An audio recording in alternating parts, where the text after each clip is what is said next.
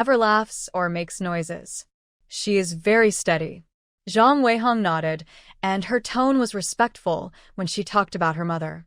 Wan Qiqi stopped trying to persuade her.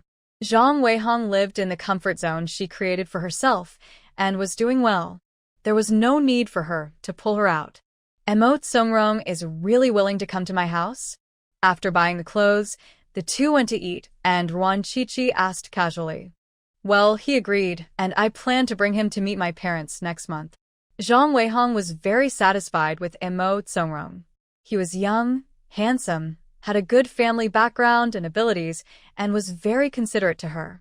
It was Emote Songrong who took the initiative to pursue you, right? Wan Qiqi asked jokingly. Well, he is 5 years younger than me and has everything in common. I can't possibly take the initiative to pursue him. Zhang Weihong speaks the truth, and she is very self-aware. Well, I heard something from Lu Yi, and I've been struggling these past few days over whether or not to tell you. After all, Emote Songrong is Lu Ye's stepbrother, so he's also a family member. If I tell you, it would be too unfair, but if I don't, I'd feel sorry for you. You're my friend, and I can't just watch you live the rest of your life in misery. Wan Qiqi stammered and said these words, and finally caught Zhang Weihong as a black carp. Why am I unhappy? What's wrong with Emote Songrong? Zhang Weihong's first reaction was that Emote Songrong had a terminal illness, and she might have to be a widow for the rest of her life. There's no big problem. It's just that when Lu Yi was a kid, he and Emote Songrong had a peeing competition, but he couldn't pee far enough. Lu Yi said that all the boys in the compound had competed together, and Emote Songrong couldn't pee far enough. Do you understand what I mean? Wan Qiqi covered her face, pretending to be shy, and measured the length with her fingers. Very unique little thing. Zhang Weihong understood as soon as she heard it and swallowed hard. Darn it, she actually had to be a widow. Emote Songrong has been in a particularly good mood these days. He always has a smile on his face and walks with a spring in his step. When he is alone in the office, he will sing his favorite song. The golden mountain in Beijing shines in all directions. Is the golden sun, how warm, how kind our surfs we walk on the road to socialist happiness, why Bazahii. Emote Songrong was humming a song while tidying up his desk, his fair and handsome face full of smiles. Melodious singing could be heard in the office, so much so that everyone in the office building knew that Deputy Secretary Mo had encountered a happy event and was in a particularly good mood. Deputy Secretary Mo, are you going to marry Director Zhang? Remember to treat me to the wedding banquet. Someone stood at the office door and asked with a smile. I'll invite you when we set a date. I won't forget. Emote Songrong's smile deepened because Zhang Weihong promised him that she would take him back to Beijing to meet his father-in-law and mother-in-law next month. He believed that with his talent, he would definitely satisfy his father-in-law and mother-in-law.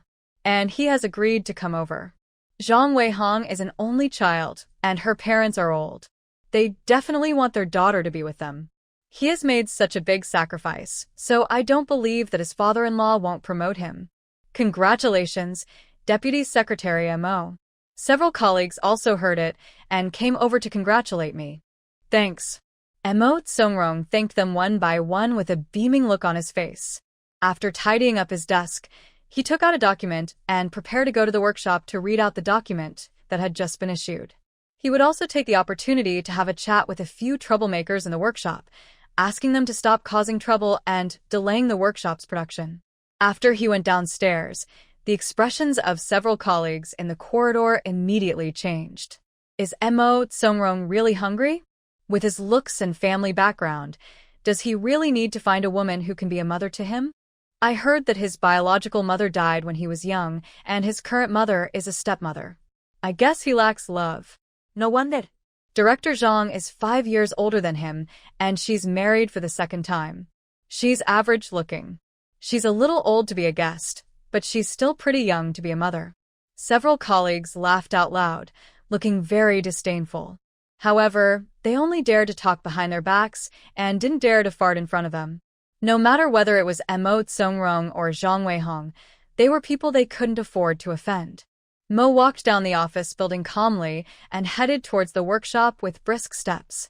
The weather was very good today, with bright sunshine.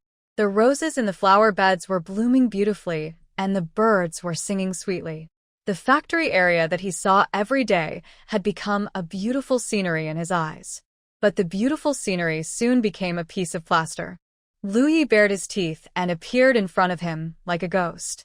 Emo Songrong's face disappeared instantly, and he was about to walk away with a sullen face. Without Emo Qiufeng and Yuan Huilan around, he didn't want to pretend to be a good brother at all. But no matter which direction he went, Liu Yi stopped him. The scoundrel even stretched out his arms and tried to stop him like an eagle trying to catch a chick. What do you want to do? Emo Songrong tried to break out several times but failed.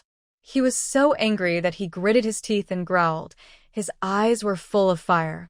I want to talk to you. We haven't talked for a long time. I heard that you are going to be a son-in-law. Liu Yi grinned, stretched out his long arms, grabbed him by the collar, and dragged him to the side of the road.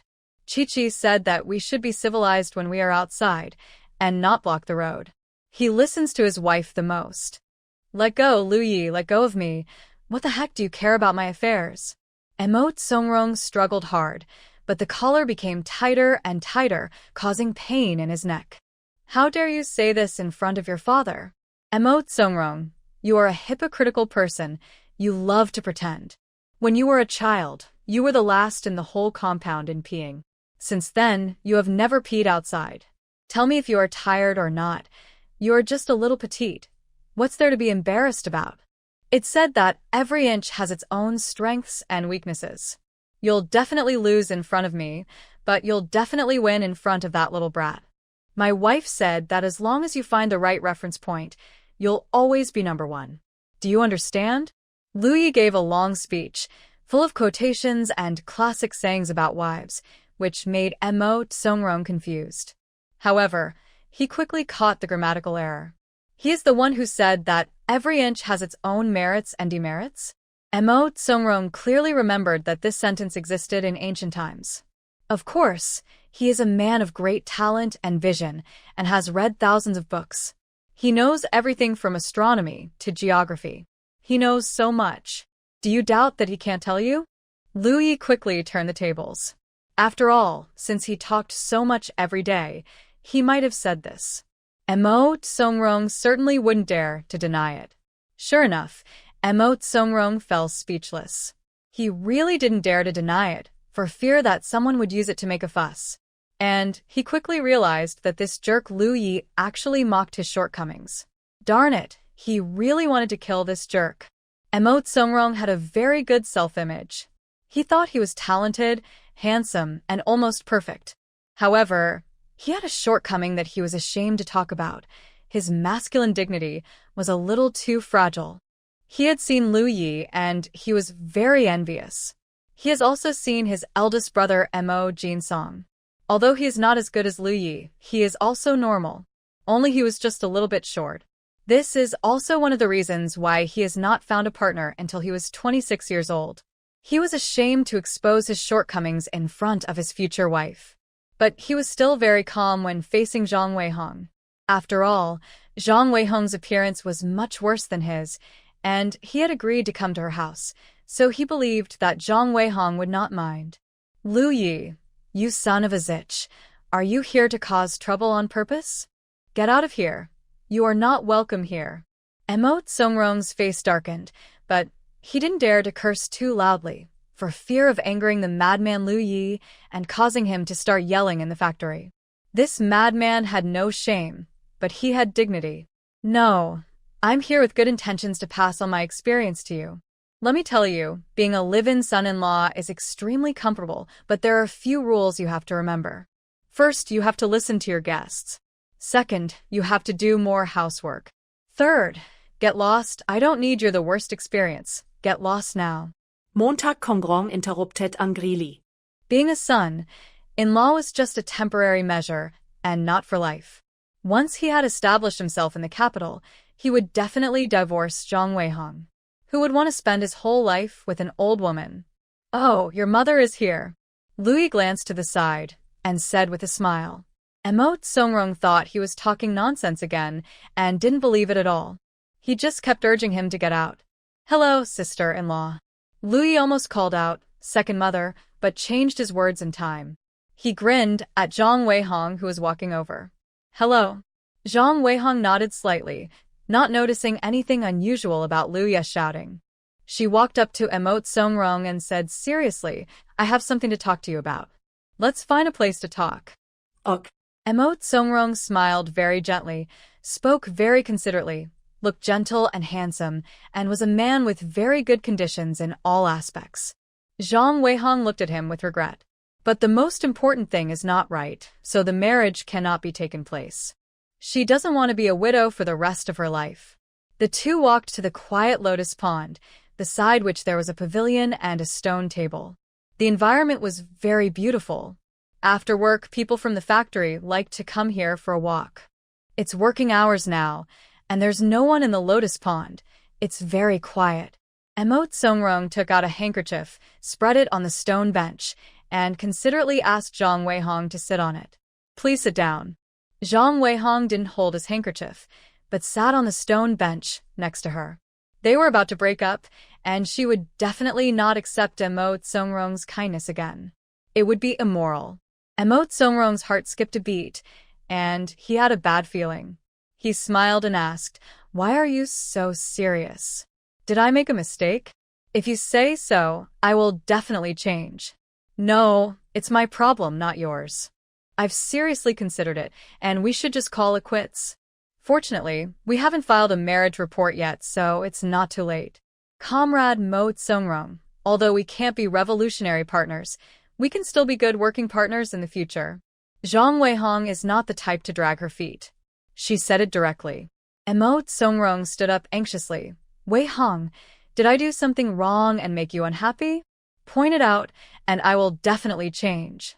Darn it, he has already let the news out, and now this old woman is breaking off the engagement with him. How is he going to end this? How would people in the factory laugh at him? I told you it has nothing to do with you. It's my problem. Comrade Emote Songrong, I hope you can find a more suitable partner in the future. I have a small suggestion. When you're looking for a partner, don't look for someone who is too tall. A petite one will be more suitable for you. Zhang Weihong suggested sincerely that she still had a good impression of Emote Songrong, and if it weren't for that darn petite figure, she would definitely marry this man. If she was only 150 centimeters tall, she might have considered it, but she is 170 centimeters tall, which is too big a difference, and it would definitely not be harmonious. What a pity. You are the one I like, and the one I want to marry. Why are you pushing me to other women? I don't like petite at all. Mo Songrong's mind was working fast.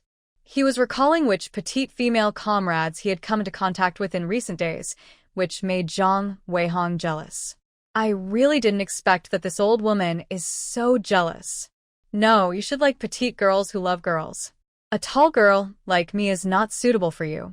So, forget me and start a new relationship. Goodbye.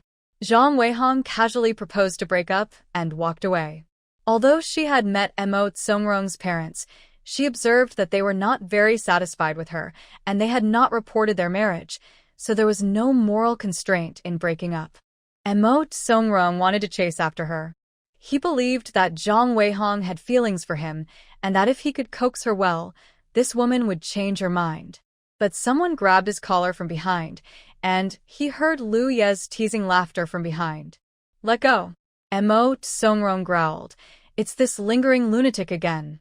Darn it. Did a donkey kick your smart head? The female comrade has explained it so clearly. Why are you still chasing after her? Could it be that you really need a mother? Lu Yi lifted the man up with one hand, then turned him around in the air and made Emote Songrong turn backwards artificially. He liked to talk face to face. You know nothing. It's none of your business. Emote Songrong stood firm. He tried to chase after him, but his neck was grabbed again. You're stupid, but you refuse to admit it. When people ask you to find a petite thespian, it means you're not worthy of a tall thespian. Do you understand? If you still don't understand, go to the bathroom and take a good look. Lu Yi looked at him with disgust.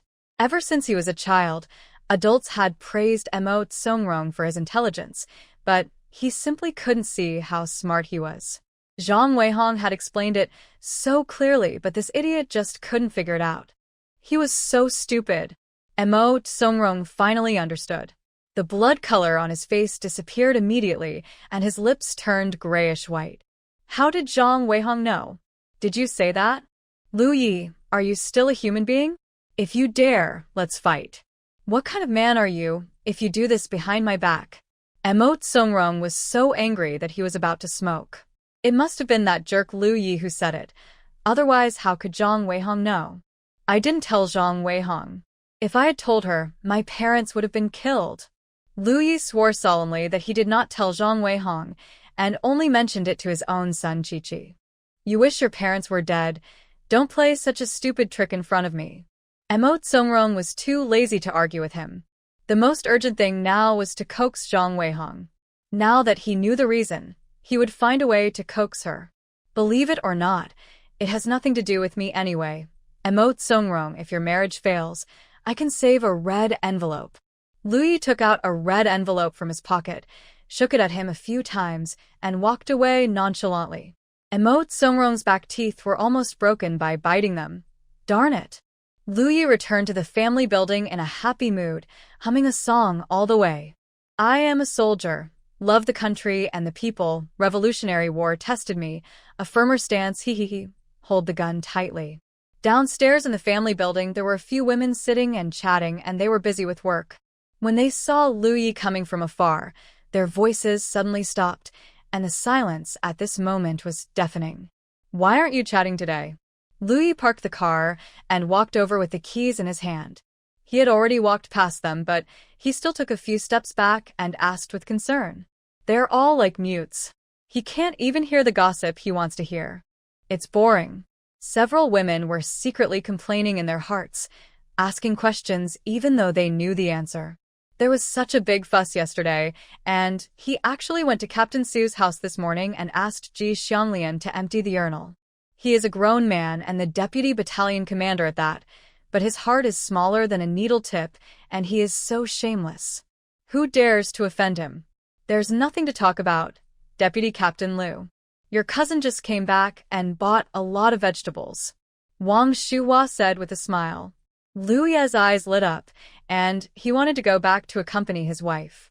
Keep on talking, Lu Yi said with a smile, then took 5 steps at a time and went upstairs humming a song. I heard that he really asked Ji Xianglian to empty the chamber pot in the morning. It's amazing that he could do that. He's still a grown man. A woman said angrily. Stop talking. It's not good for others to hear you.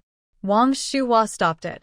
She didn't like gossiping about others behind their backs, nor did she like listening to it.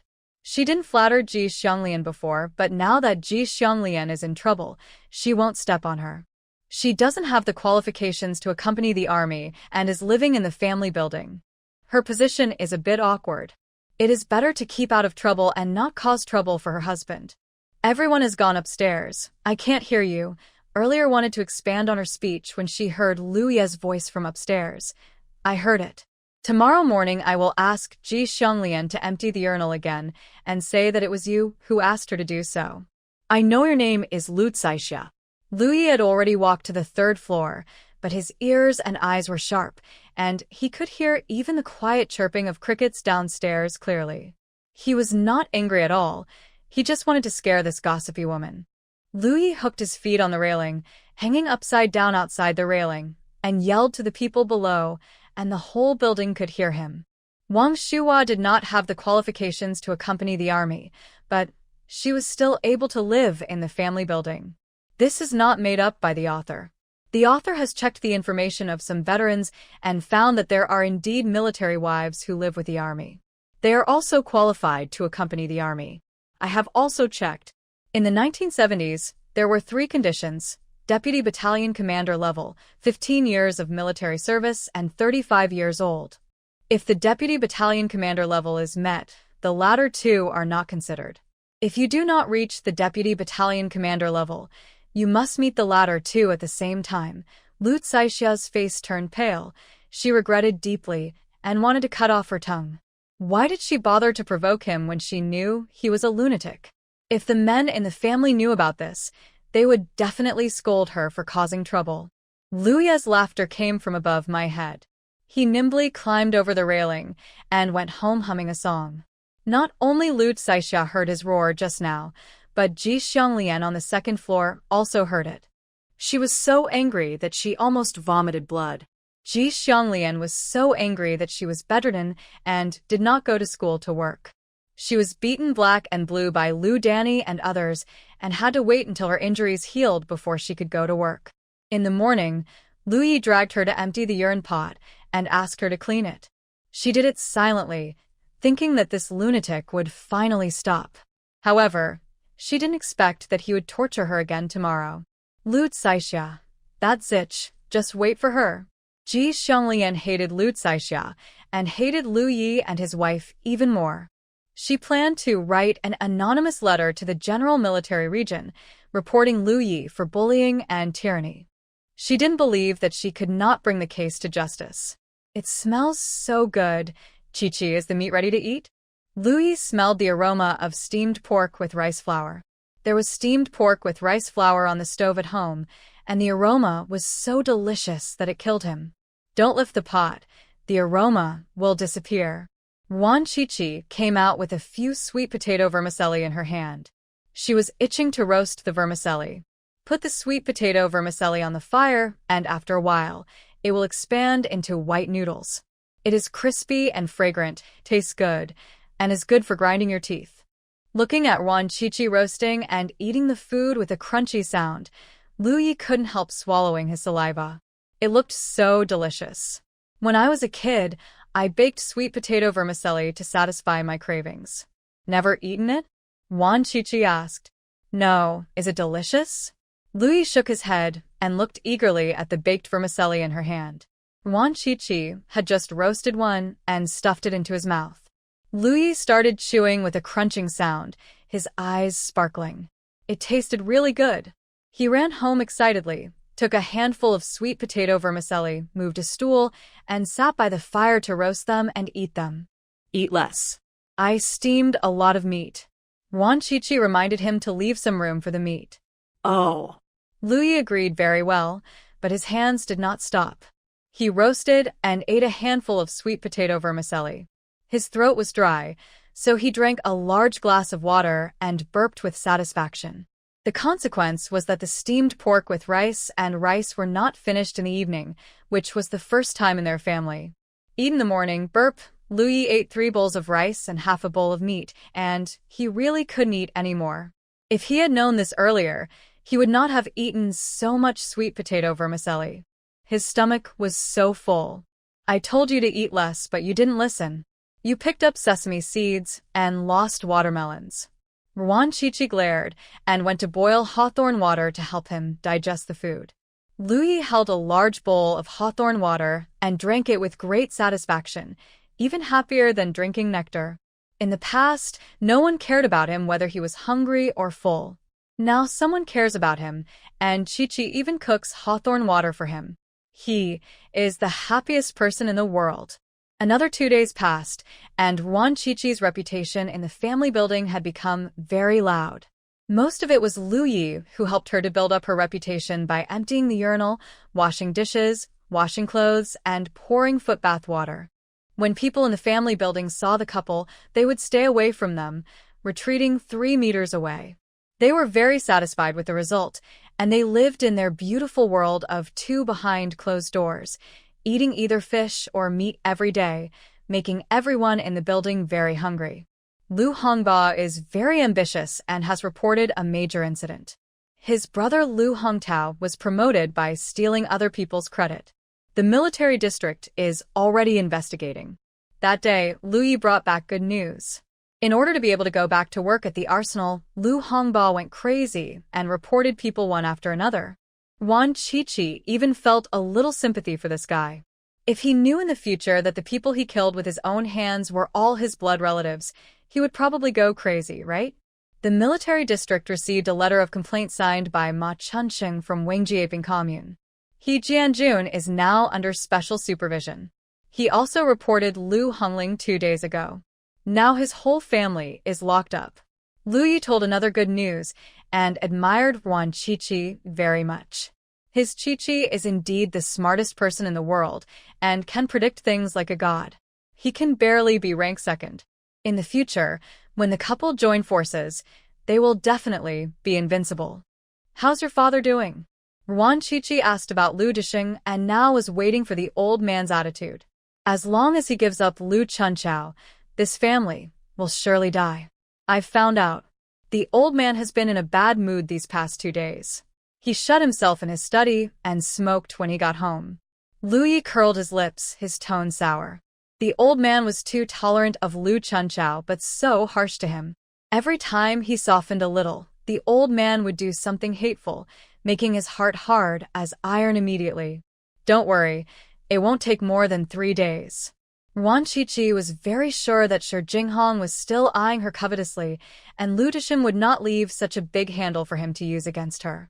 Sure enough, the results came out the next day. Lu Disheng called the police and asked them to deal with it strictly, and he also said, "As my relatives, Lu Disheng, they must be treated more strictly than ordinary people, and as soon as possible. Otherwise, how can we calm the public anger?"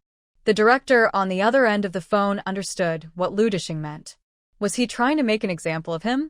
As expected of an old leader, he can clearly distinguish between public and private matters even with his family members. "Don't worry, we will close the case as soon as possible and hand it over to the court," the director assured. If everything goes well, Lu Chunqiao will be sent to the execution ground in a month at most. If the amount of embezzlement and bribery is huge, the death penalty will definitely be imposed. Lu Hongling, who was recuperating in the hospital, was also taken away by the military district for investigation. As for Lu Hongtao, after the results of the investigation are out, they will be tried in a military court. Lu Chunqiao was in the detention center, clamoring to see her father. The police called Lu Disheng, and he agreed to go and see him. Lu Yi and Yuan Chi-Chi both knew about this, and they both arranged spies at home. Yuan Chi-Chi's is the camphor tree outside the courtyard gate. Lu Yi has a fish pond in the yard. Lu Disheng likes to eat fish, and often keeps a few fish at home for backup. The water in the pond has been tamed by Lu Yi, and he is very good at gathering information. My old man wants to go see Lu Chunqiao. He has not been in good health recently. Lu Chunqiao is so resentful. Don't let him get angry to death. Let's go with him. Lu Yi said. Let's go. If they start quarreling, we can still try to mediate. Yuan Chi-Chi originally wanted to go watch the fun, and Lu Ye's suggestion was exactly what she wanted. Lu Disheng had arranged for the visiting to take place at 3 o'clock in the afternoon. At 2:30, he got in the car and was about to leave when someone grabbed his collar again. This familiar feeling, I know it's the rebellious son without looking back. Let go, you jerk. I am your father. You disrespectful jerk. Lu Disheng was so furious. This rebellious son was becoming more and more presumptuous. He would grab him by the collar every time and didn't take him, his father, seriously at all. Lu Yi let go. How could you grab Dad's collar? That's so rude. Cursed in a fake manner, and Lu Yi let go obediently. Lu Disheng straightened his collar with a grim face. He did not appreciate Yuan Chi-Chi's kindness. This darn girl was in cahoots with the rebellious son. One of them played the good guy and the other played the bad guy, acting in front of him. The third update is completed, and Lu Chunqiao and his family are about to go offline. My dears, there will be more exciting things to come later. If you like this book, you can send a free small gift, or give a 5-star rating, or click to urge for more updates. These are all ways to support the author, moi. What are you doing here? I have something to do, and I don't have time to play with you. Lu Disheng opened the car door and got in, urging Shaoli to drive. Dad, are you going to see Lu Chunqiao? We'll go with you. If she gets you mad, I can bleed you. Yuan Chi-Chi had a silver needle in her hand and said it sincerely. She really meant it. After all, Lu Disheng is over 60 years old, and if he was angered by Lu Chunqiao, he might die. I can also pinch the Ren-Zhong point. Even if half of my leg goes to hell, I can pinch it back. Lu Yi said it more filially. Shaoli, who was sitting in the driver's seat, had an indescribable expression on his face. He really didn't want to listen to such vicious words, and even more so, didn't want to get involved in his leader's family affairs. Alas, Dad, let comradely do it. Lu Yi can drive. Wan Qiqi's considered suggestion was exactly what Xiao Li wanted, but he didn't dare to move until Lu Dixing gave the order. Yes, I'll drive. Lu Yi walked over and dragged Xiao Li out of the car. Xiao Li came down reluctantly, looking at Lu Dixing helplessly, indicating that he did not do it voluntarily. You go back. Lu Dixing waved his hands weakly. He was not in the mood to be angry with these two rebellious sons. He felt very uncomfortable when he thought that Lu Chunchao was about to be shot. Lu Yi was a little surprised that he didn't hear any scolding. He wanted to say a few more words, but when he saw Lu Dixing's listless appearance and that he looked much older, he swallowed back his treasonous words. Wait until the old man is in better spirits before confronting him. The three of them got in the car. Lu Yi drove steadily, and they soon arrived at the detention center. The director had arrived and personally took them to see Lu Chunchao. He was very emotionally unstable and wanted to bang his head against the wall. I couldn't calm him down at all. The director talked about Lu Chuancao's recent situation. His tone was helpless. Some things he hadn't said yet, but he blushed when he heard the dirty words Lu Chunchao used. It showed how arrogant and domineering this woman was in the past. It was not unfair to shoot her. It's my fault. I didn't teach her well. Lu Dixing felt very guilty. It was his responsibility. He failed to take good care of Lu Chunchao and caused a lot of trouble to the society. The director didn't know what to say to comfort her, so he just remained silent. Do you know who my father is? He is Lu Dixing, the highest official in Tanzhou City. You who look down on others, when my father comes, you will all die. Lu Chuancao's hoarse curse came over. The sound was not as loud as before, but the momentum was no less. Apparently, even though she was locked up, Lu Chunchao still didn't realize her situation and still thought that Lu Dixing would rescue her. Lu Dixing's face turned dark in an instant. The air pressure on his body became extremely low, and he emitted bursts of cold air. Open the door. Lu Dixing asked the director to open the door. He pushed it open. Lu Chuancao's scolding stopped abruptly. When she saw that it was Lu Dixing, her eyes lit up instantly, and she said happily, Dad, you finally came to save me. You don't know how bad they are. They fed me hard buns and a few pickles. You put them all. Snap! A loud slap stunned Lu Chunchao. She covered her face and looked at Lu Dixing with disappointment, her eyes gradually turning into resentment. You hit me? Dad, how could you hit me? Are you worthy of my mom? What did she tell you before she died? She asked you to take good care of me. You made a promise. Be careful. My mom will come to settle the score with you tonight. Lu Chunchao was so angry that he accused the whole world and even brought up his dead mother. Her mother passed away 5 years ago. Before she died, she insisted on seeing her father and left these words. Her father promised very well, but now he has turned against her. My mother is right. You are a heartless and ungrateful person. You just ran away and have been gone for more than 10 years. Our family was attacked by the Japanese invaders. My mother carried me on her back and hid in the mountains. She also had to take care of my grandparents. Other families have men, but mine doesn't. Do you know how hard my mother's life was? She has been waiting for you for more than 10 years and even raised your parents and sent them to the mountains. You haven't sent me a single letter, nor a single penny. My mother went to the mountains to dig wild vegetables, dig tree roots, and peel tree bark. She endured this for more than 10 years and only got married when she couldn't bear it any longer. Yet you sent me a letter the second year. Why did you wait until the second year after my mother got married to send it to me, instead of sending it earlier or later? You know how sad my mother was when she received the letter? You feel the most sorry for my mother. She never enjoyed any happiness with you, but suffered a lot. When she died, you couldn't even fulfill her request. You are heartless and ungrateful, worse than a beast. Lu Chunchao cursed a lot in one breath and looked at Lu Dixing with a particularly resentful look. These are what she really thinks. Even though she has been praising Lu Dixing for years, it was all just hypocrisy. She never forgave her father. Even if Lu Disheng arranged jobs for her family, this was what she deserved and what Lu Disheng owed her. I am sorry for your mother, but I am also doing this for the revolution. I am outside, and I have no choice but to do this. I dare not write home. If the enemy finds out, you and your mother will not survive. I will only dare to write home when the situation is not so serious.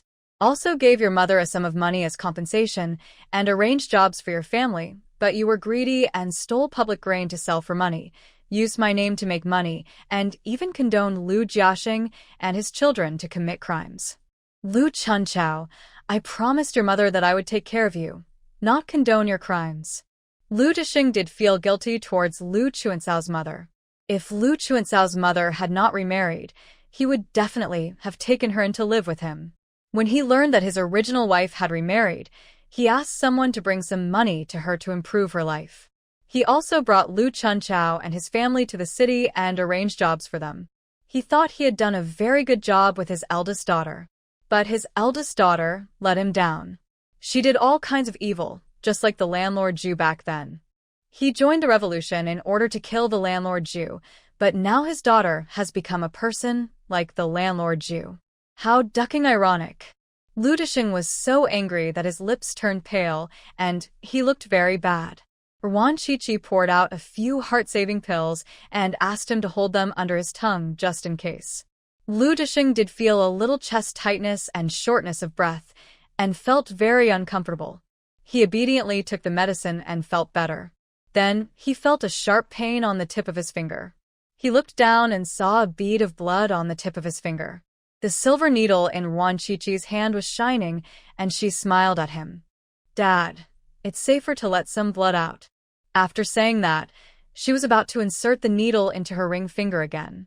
Lu Disheng quickly withdrew his hand and glared at her. Lu Chunchao watched coldly, sneering silently, not believing these nonsense at all. What you mean by having no control over yourself is all lies. You just have a woman outside. How can you still remember my mother? Don't say such nice things. Lu Chuancao's true colors were revealed. Since Lu Disheng was ruthless and ungrateful, she no longer had to play the role of a filial daughter. Lu Disheng felt a sharp pain in his chest, his vision went dark, and his body shook. Lu Yi quickly supported him and pinched his philtrum hard. The excruciating pain made Lu Disheng feel refreshed immediately, his chest was no longer stuffy, and his eyes were no longer dark. Grass. This rebellious son is going to kill me. Are you pinching the Renzhong point, or are you pinching the life point? Lu Disheng pushed his rebellious son away with all his strength. If the jerk had continued to strangle him, he would have been strangled to death. Can you survive without focusing on the key points? Lu Yi rolled his eyes and spoke in a very disrespectful tone. The director next to him looked at the deep bloodstain under Lu Disheng's nose, his mouth twitching constantly, and he quickly turned his head away, pretending not to see it.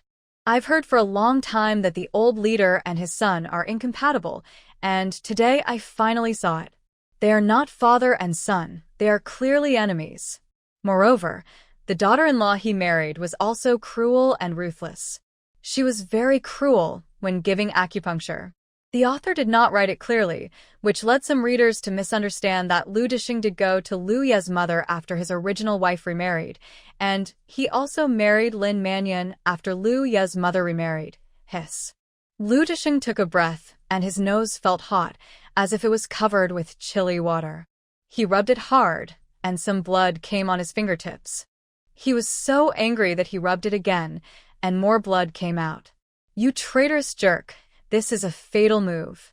Lu Disheng gritted his teeth and glared at Nizi fiercely. Lu Yi raised his head, pressed his nose against him, and snorted. Wan Chichi ignored the father and son. She was teaching Lu Chunchao a lesson. Sister, your consciousness is too low. You are not worthy of being our father's daughter. Our father sacrificed his life for the revolution and survived many deaths. He neglected his own family for the sake of everyone else. He is indeed ashamed of his family, but he is not ashamed of his country and the people. Big sister, you did suffer a lot when you were little, but you have a country before you have a family. As a family member who supports our father, We also have a share of the credit for his military honors. But big sister, you have tarnished our father's honors. You have disappointed us so much.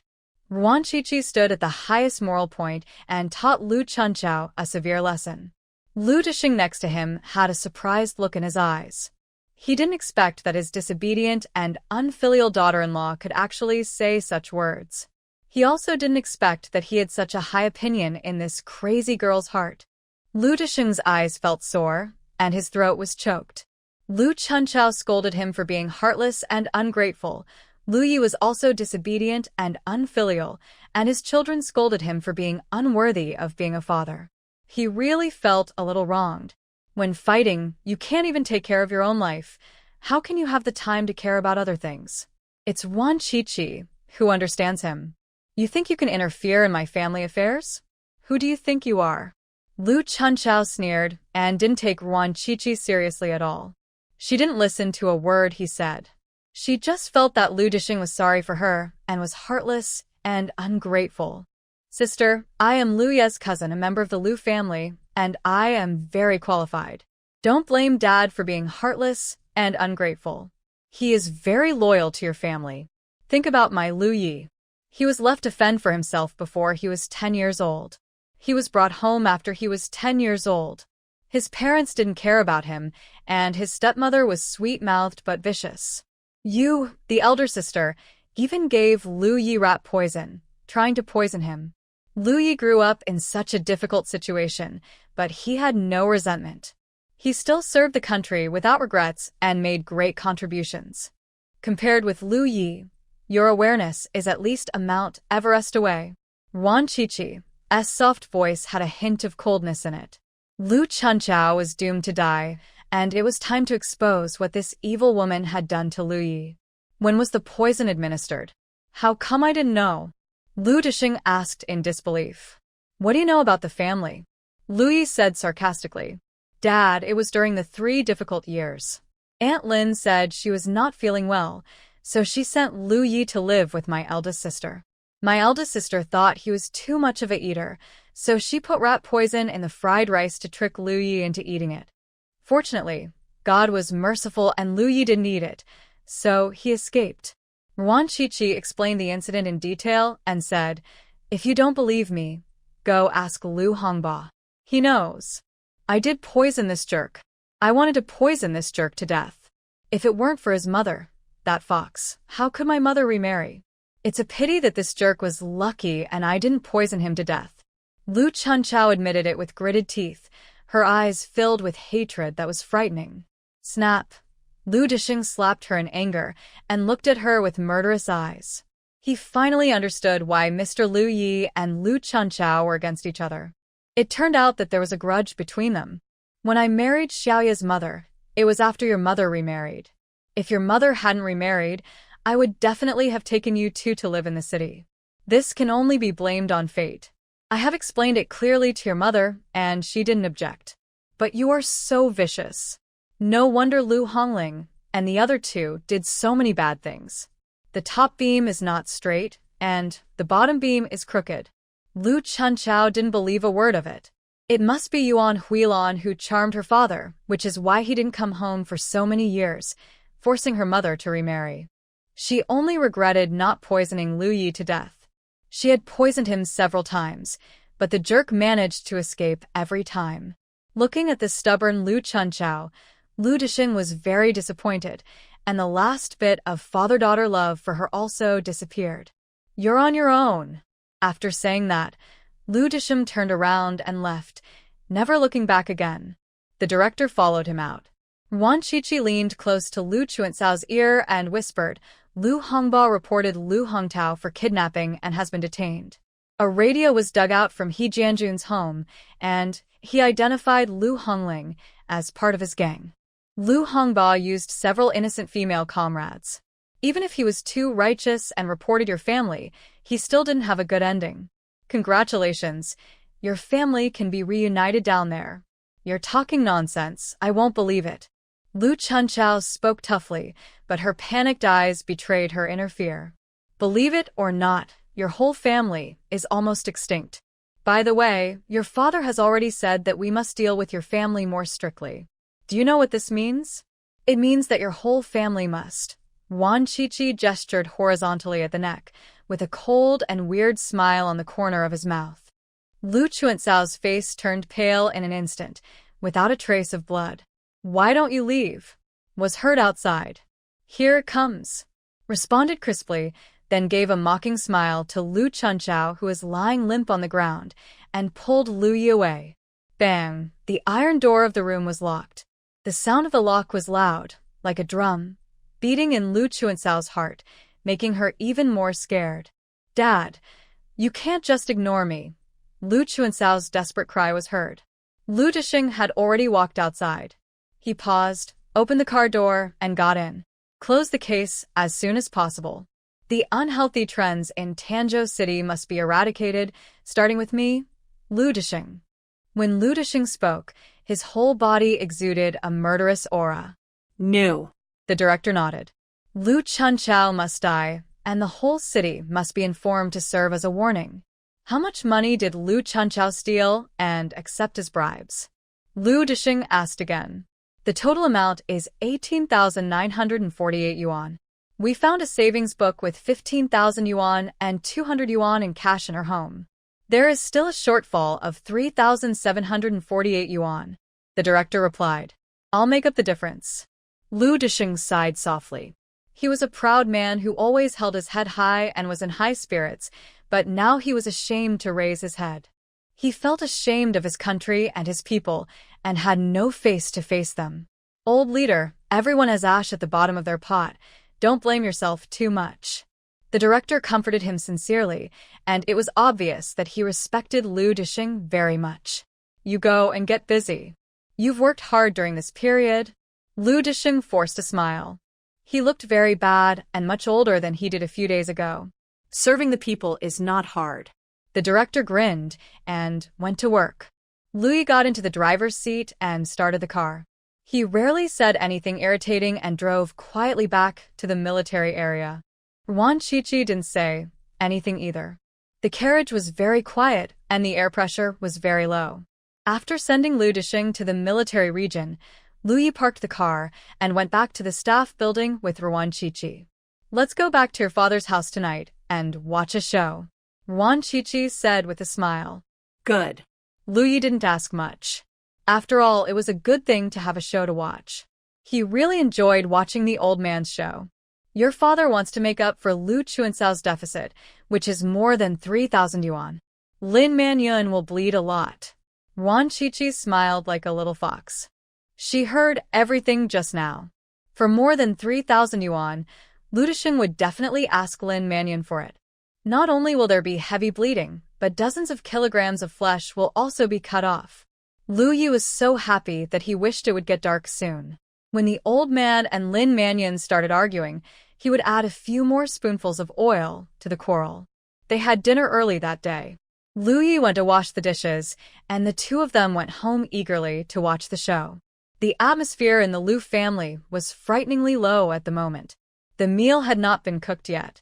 Lin Manyun sat there wiping her tears, looking very aggrieved. Lu Disheng was also sitting there, his face looking murderous. After finishing his work, he went home and asked Lin Manyun to take out the family savings to make up for the deficit for Lu Chuanchao. Although more than 3,000 yuan was not a small amount, he paid Lin Manyun a salary of 250 yuan every month. After so many years, the savings must be more than 3,000 yuan. Who would have thought that Lin Manyun actually said that the family only had 300 yuan in savings and even took out the passbook to show him, and there was indeed only 300 yuan. He is a commander of a military district, but he only has 300 yuan in savings. He will be laughed at to death. He asked where the money had gone, and Lin Manyun said she had spent it on eating and drinking, which made him even angrier. The family doesn't have big fish and meat every day, and the number of times he eats at home is limited. Louis hasn't been eating here for a few years, and he's often hungry. How is it possible that he can eat up all the food every month? Lin Manyun didn't tell the truth at all, and Lu Disheng suspected that she spent the money on her parents' home. "I have no objection to you spending money on your family, but you have to prioritize." My son doesn't have enough to eat with you, but you feed your family quite well. Lin Manyun, you really impress me. Lu Disheng was so angry that he even learned to use idioms, and now he believed what Lu Yi said. This kid had a quarrel with Lu Chunchao before because Lu Chunchao poisoned him. This rebellious son clearly distinguishes between gratitude and resentment and would not go crazy for no reason. It is obvious that Lin Manyun really abused Xiaoyi. Darn it! How dare this woman do that? Old Lu, have you listened to Lu Ye's nonsense again? When did I starve him? There are so many people in the family to eat and drink, and there are also interpersonal relationships. The 250 yuan you gave is not gold. How can it be so easy to spend? My parents didn't spend my money. Sometimes I was short of money and asked my parents for money. Lin Manyun cried with tears in her eyes, feeling extremely aggrieved. This trick had always worked in the past, but today Lu Disheng felt a little disgusted. When he looked at Lin Manyun, he suddenly thought of the white bone demon. She was obviously a blood-sucking demon, but she pretended to be innocent to deceive Tang Sung and also caused Tang Sung and Sun Wukong to become estranged and drove him away. In the end, Tang Sung was kidnapped by the white bone demon and almost lost his life. Fortunately, Sun Wukong came to rescue him regardless of past grudges. This gave rise to the legend of the 3 defeats of the white bone demon. The more Lu Disheng thought about it, the more he felt that Lin Manyun was the white bone demon.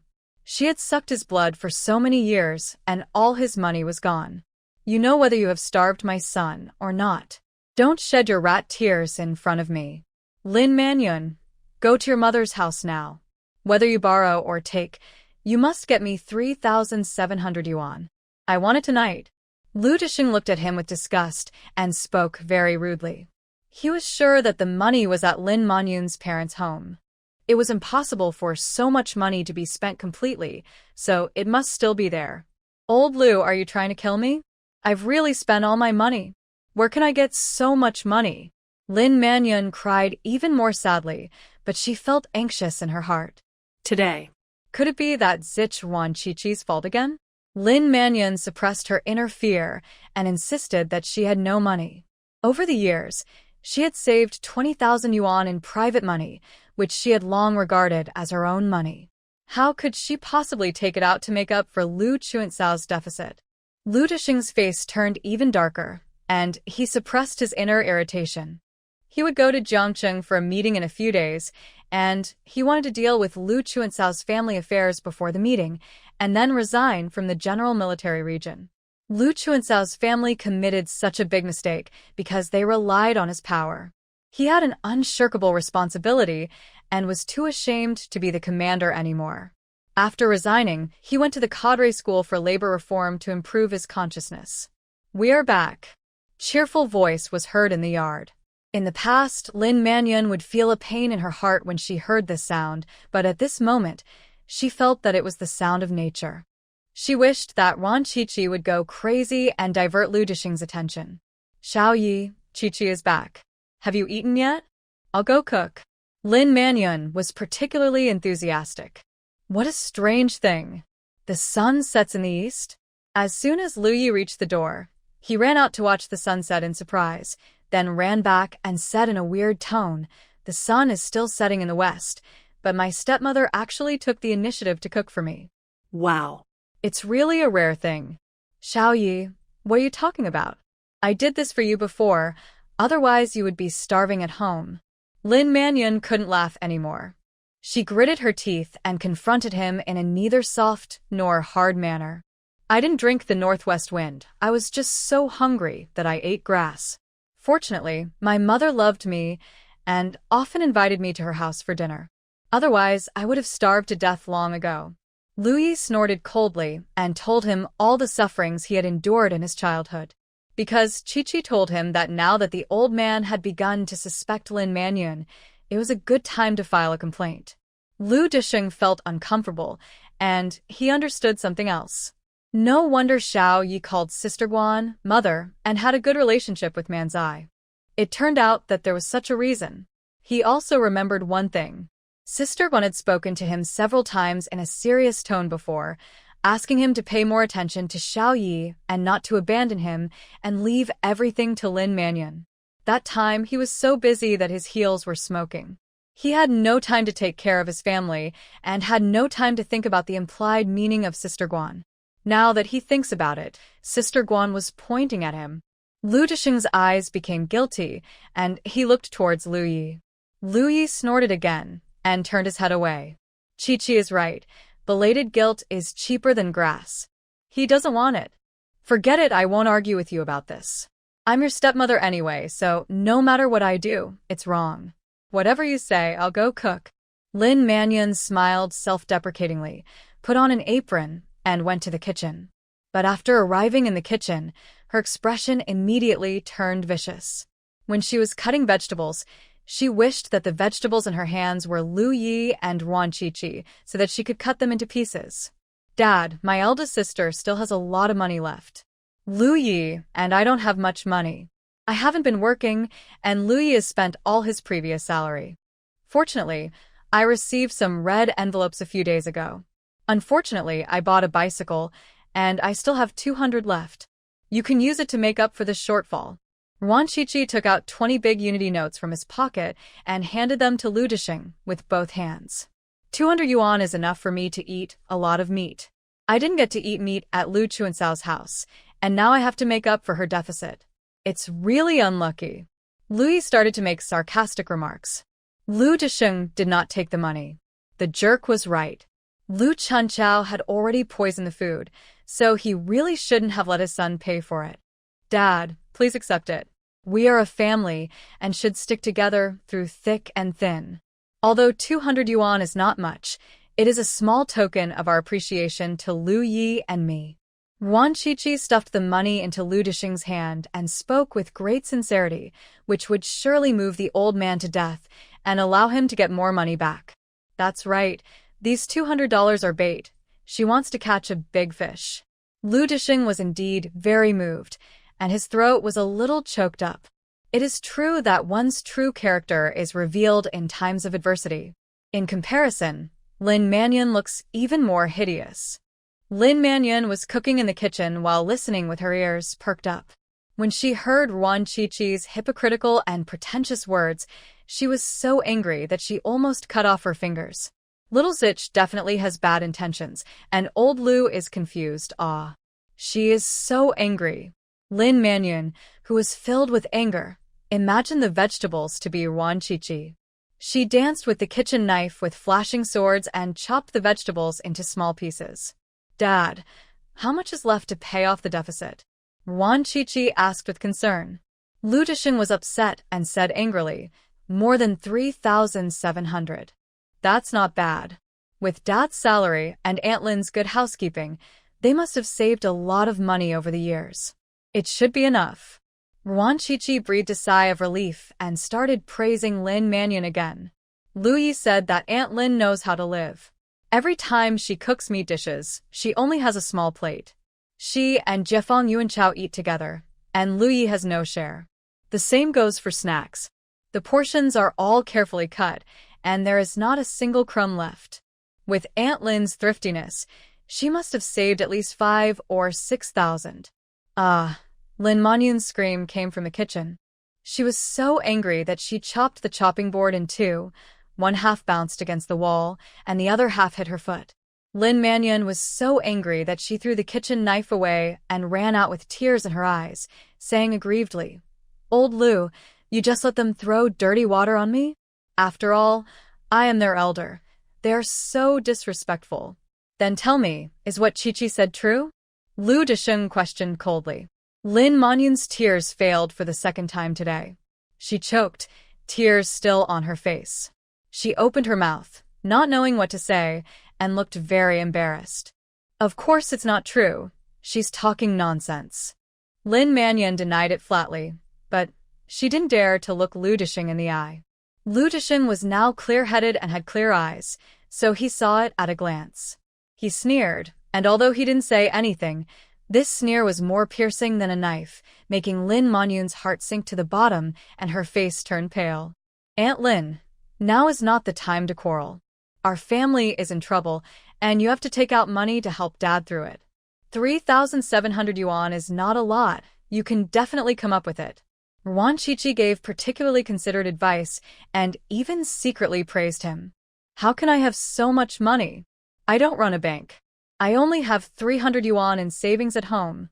Lin Manyan was still very stubborn and was only willing to pay 300 yuan. Anyway, she hid her savings book with 20,000 yuan in it very secretly, so it would definitely not be discovered. How is that possible? My dad has such a high salary and the family has no other expenses. How can there be only 300 yuan in savings? Aunt Lin, you didn't give the money to your parents, did you?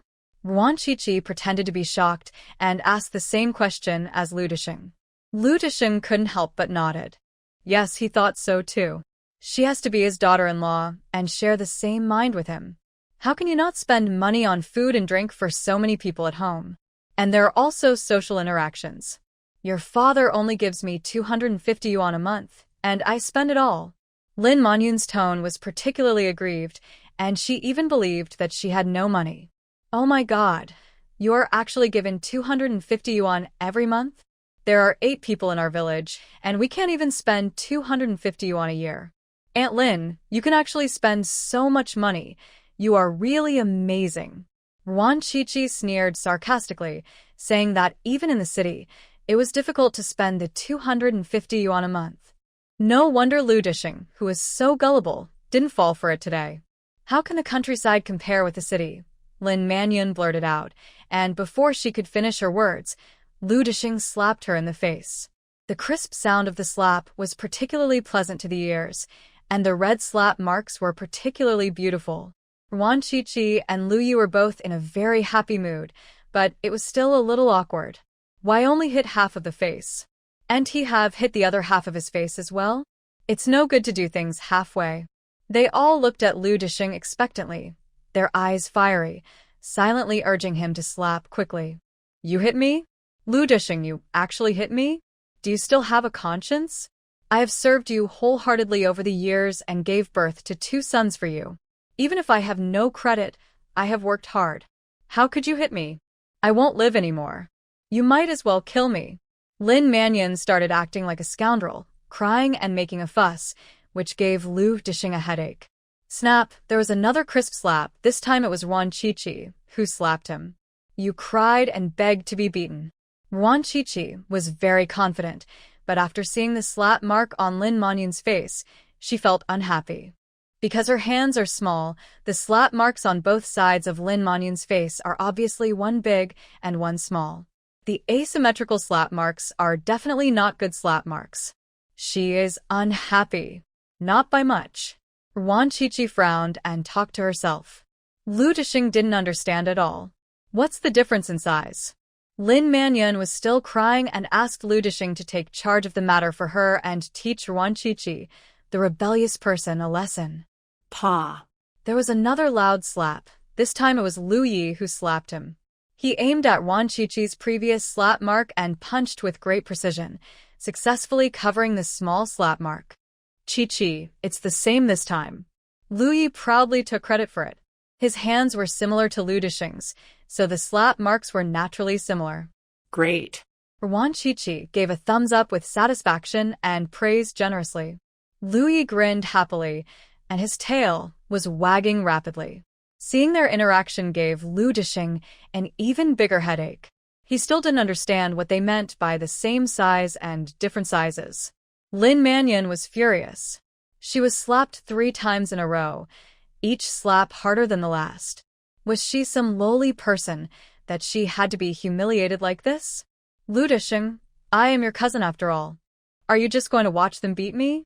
Are you still a man? Lin Manyun was so angry that she stopped pretending to be gentle and roared in frustration. I am definitely a man, but it's a pity that you and him are not on the same page. Lu Yi's voice was nonchalant, but as if by magic, a passbook appeared in his hand, which he shook at Lin Manyun a few times. Lin Manyun's pupils suddenly shrank, and her heart rose to her throat.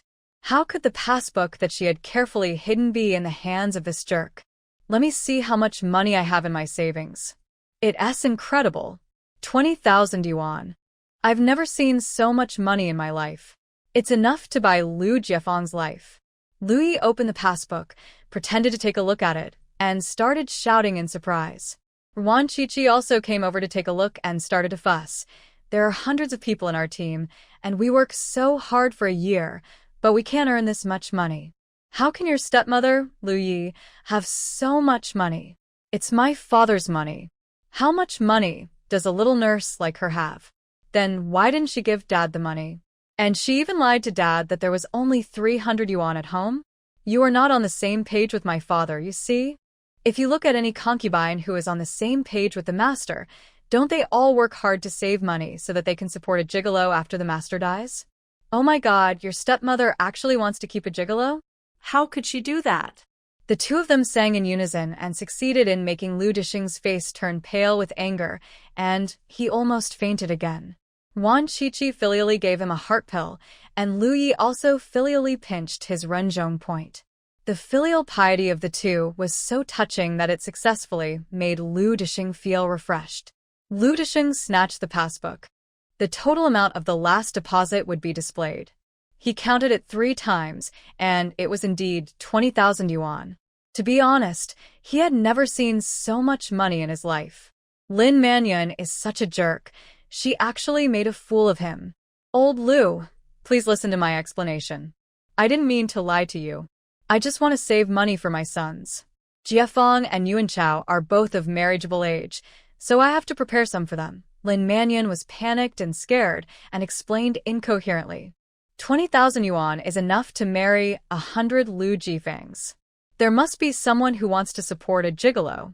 Don't try to make excuses. 루이의 스포크살자스티자 하필이. He had been waiting for this day for too long. Besides, neither the Liberation Army nor the Aid Korea has filed a marriage report yet. We have to prioritize things. Now that Dad is in trouble, our family should work together to overcome the difficulties. Aunt Lin, you secretly hid 20,000 yuan and didn't take it out. Do you want to watch Dad die in trouble? Wan Qiqi asked a heart-wrenching question, and this question pierced both hearts. One is Lu Disheng and the other is Lin Manyan. Don't spit blood on me. I was just confused for a moment. Lao Lu, believe me, I really have no ulterior motives. I was just afraid of being poor before, so I valued money a little too much. I will definitely change in the future. Lin Manyan knelt in front of Lu Disheng, hugged his legs and cried, with a very humble attitude. Wan Qiqi still admired her very much. She could bend and stretch, kneel and cry, and even sleep with a man 20 years older than her. This is just like hanging out with a rich man. Most people can't do it. Can a dog change to eat shoot? Can a mouse change to dig holes? Unless the sun rises from the west. Lu Yi sneered and made a very appropriate analogy. It's a little difficult, but if Aunt Lin is really determined, she can still change it. Besides, she has saved these 20,000 yuan for a long time. All the meals and snacks you didn't have when you were a child are in these 20,000 yuan. Wan Qiqi gave some advice, but she also applied a lot of eye drops. That's right, I contributed at least half. Lu Yi deeply agreed with this. Lin Manyan almost gritted her teeth and wanted to curse these two shameless people to death, but she was pretending to be pitiful and could do nothing. Lu Disheng felt even more guilty and made a decision in his mind. Let's cook. Lu Disheng's voice was hoarse. He had not been eating or sleeping well these days, and his energy level was much lower. Lin Manyan breathed a sigh of relief, thinking she had coaxed him into submission, and got up to go to the kitchen to cook. Lu Chuancao's deficit was only 3,700, and after making up for it, there would be more than 16,000 left. She had to ask Lu Disheng for this money. Have you eaten? Lu Disheng asked. It's very difficult to get a meal at your house. You must eat your fill before coming back. Let's go. Lu Yi had nothing good to say. He even took the 200 yuan back from Lu Disheng's pocket and said, You already have 20,000 yuan, so you don't need my 200 yuan. My family doesn't even have money to buy groceries. Take it. Lu Disheng didn't want it in the first place, but what Lu Yi said made him feel so guilty that his heart ached, and his resentment towards Lin Manyan deepened. Dad, carry this medicine with you. If you feel stuffy in your chest, just hold 7 or 8 pills. Yuan Qiqi handed him a bottle of heart-saving pills. Lu Disheng would have to suffer a few more blows in the future, so he had to be prepared for safety. Good. Lu Disheng felt relieved and thought that he had wronged Yuan Qiqi before. She was obviously a very sensible girl, and she must have lost her temper because she was standing up for Lu Yi. In the final analysis, it was he and Lin Manyun who were sorry to Xiaoya. Lu Disheng looked towards the kitchen with a somewhat cold look in his eyes. Dad, we're home now. Please take care of yourself and don't worry too much. Yuan Qiqi said a few more kind words, which moved Lu Disheng deeply. As soon as the two of them left the yard, Lu Yi asked excitedly, "How much can the old man give?" "At least 10,000. Yuan Qiqi was confident that Lu Chuancao's deficit was only over 3,700, so there was still 16,000 left. She had just brought Lu Disheng's guilt to an unprecedented level. The old man wanted to cut out his heart to apologize, and the amount would definitely not be less than 10,000. My stepmother is quite good at saving money. Lu Yi was very satisfied. 10,000 yuan was enough for him and Qiqi to buy a lot of meat and also a lot of new clothes for Qiqi. It was really good. Just wait and see. In 3 days at most, your father will send us money. Yuan Qiqi predicted the time of getting rich, like a fortune teller. Lu Disheng will go to Jiangcheng for a meeting in 3 days. He will definitely finish off Lu Chuancao's matter before the meeting and then resign. Qiqi, shall I buy you a watch?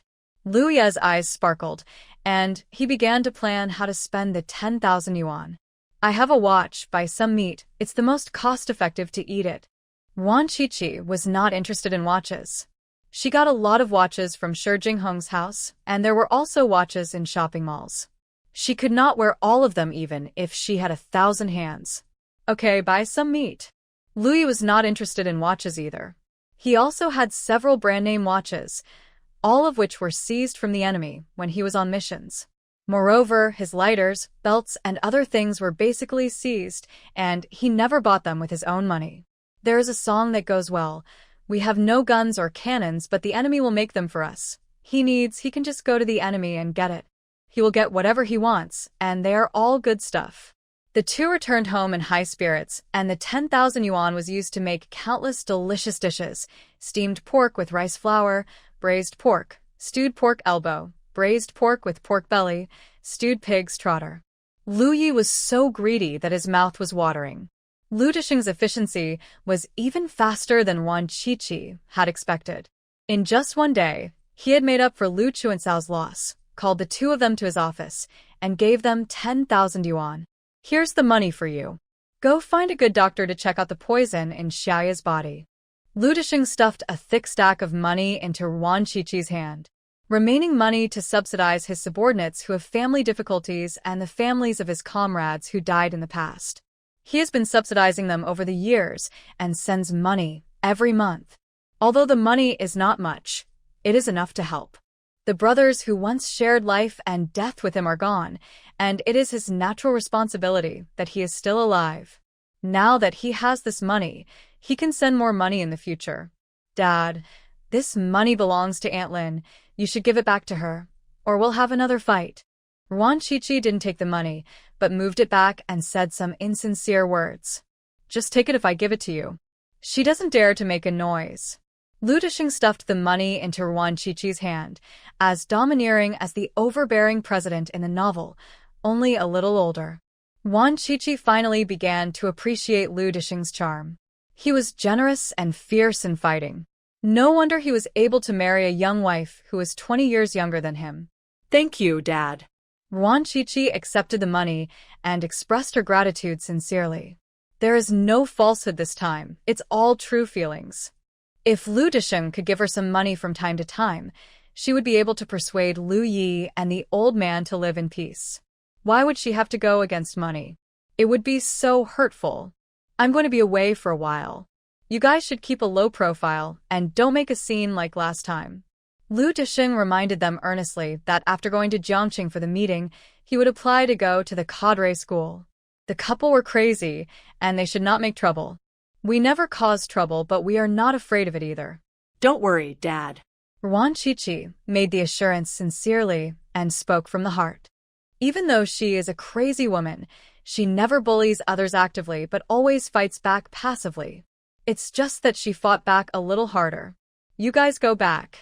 Lu Disheng suddenly felt tired, and he couldn't explain it to these two rebellious sons at all. If it rains, let it rain. If my mother wants to get married, let her get married. Anyway, no matter how many people in the military district are combined, they can't be more crazy than these two rebellious sons. Wan Qiqi, with a huge sum of 10,000 yuan in her pocket, went happily to buy vegetables with Lu Yi. With 10,000 yuan, her vegetable basket would be free early. Chicken, duck, fish, meat, a lot of everything was bought. The meat coupons I got from Shi Jinghong were about to expire, so I had to spend them quickly. The two men returned with a full load, and the women who were chatting downstairs were all furious. How come this couple eats so well when they have meat and vegetables every day? Sister Wan, why are you buying so much meat again? Lu Yi and I like to eat meat. Wan Qiqi smiled. Sister, you are such a joke. Who doesn't like to eat meat? We want to eat meat too, but we don't have meat coupons. Each person is only provided with half a pound of meat per month. There are 5 people in our family, and 2.5 pounds of meat is not enough. The woman who asked the question gave a few bitter smiles. The 3 children are all growing up, and the half-grown ones are eating their parents out of money. The family savings have been used up by the 3 half-grown children. The monthly food supply is not enough, and they have to spend money to buy food on the black market. Alas. Don't complain. My family only has half a pound of meat, and I haven't complained yet. Wang Shuhua joked that she and her 3 children all had rural household registration, and her husband was the only one in the family who had meat coupons, so they lived a very tight life. But for the sake of her children's future, she would rather live a hard life in the city than go back to the countryside. Why do you only have half a pound of meat ticket? Wan Qiqi was a little curious. She had a good impression of Wang Shuhua. She was not a meddlesome person and had her own opinions. When Ji Xianglian and Shang Lehua gossiped about her, Wang Shuhua did not participate and even spoke on her behalf. However, her words had no weight in the family building, and the other military wives all listened to Ji Xianglian. Shuhua is not eligible to join the army. She and her child are still registered in the countryside. Someone helped to explain, with a hint of contempt in the tone. After all, they are all wives of soldiers who follow the army. Even if the military district does not arrange jobs for them, they will still receive a living allowance of 5 yuan per month.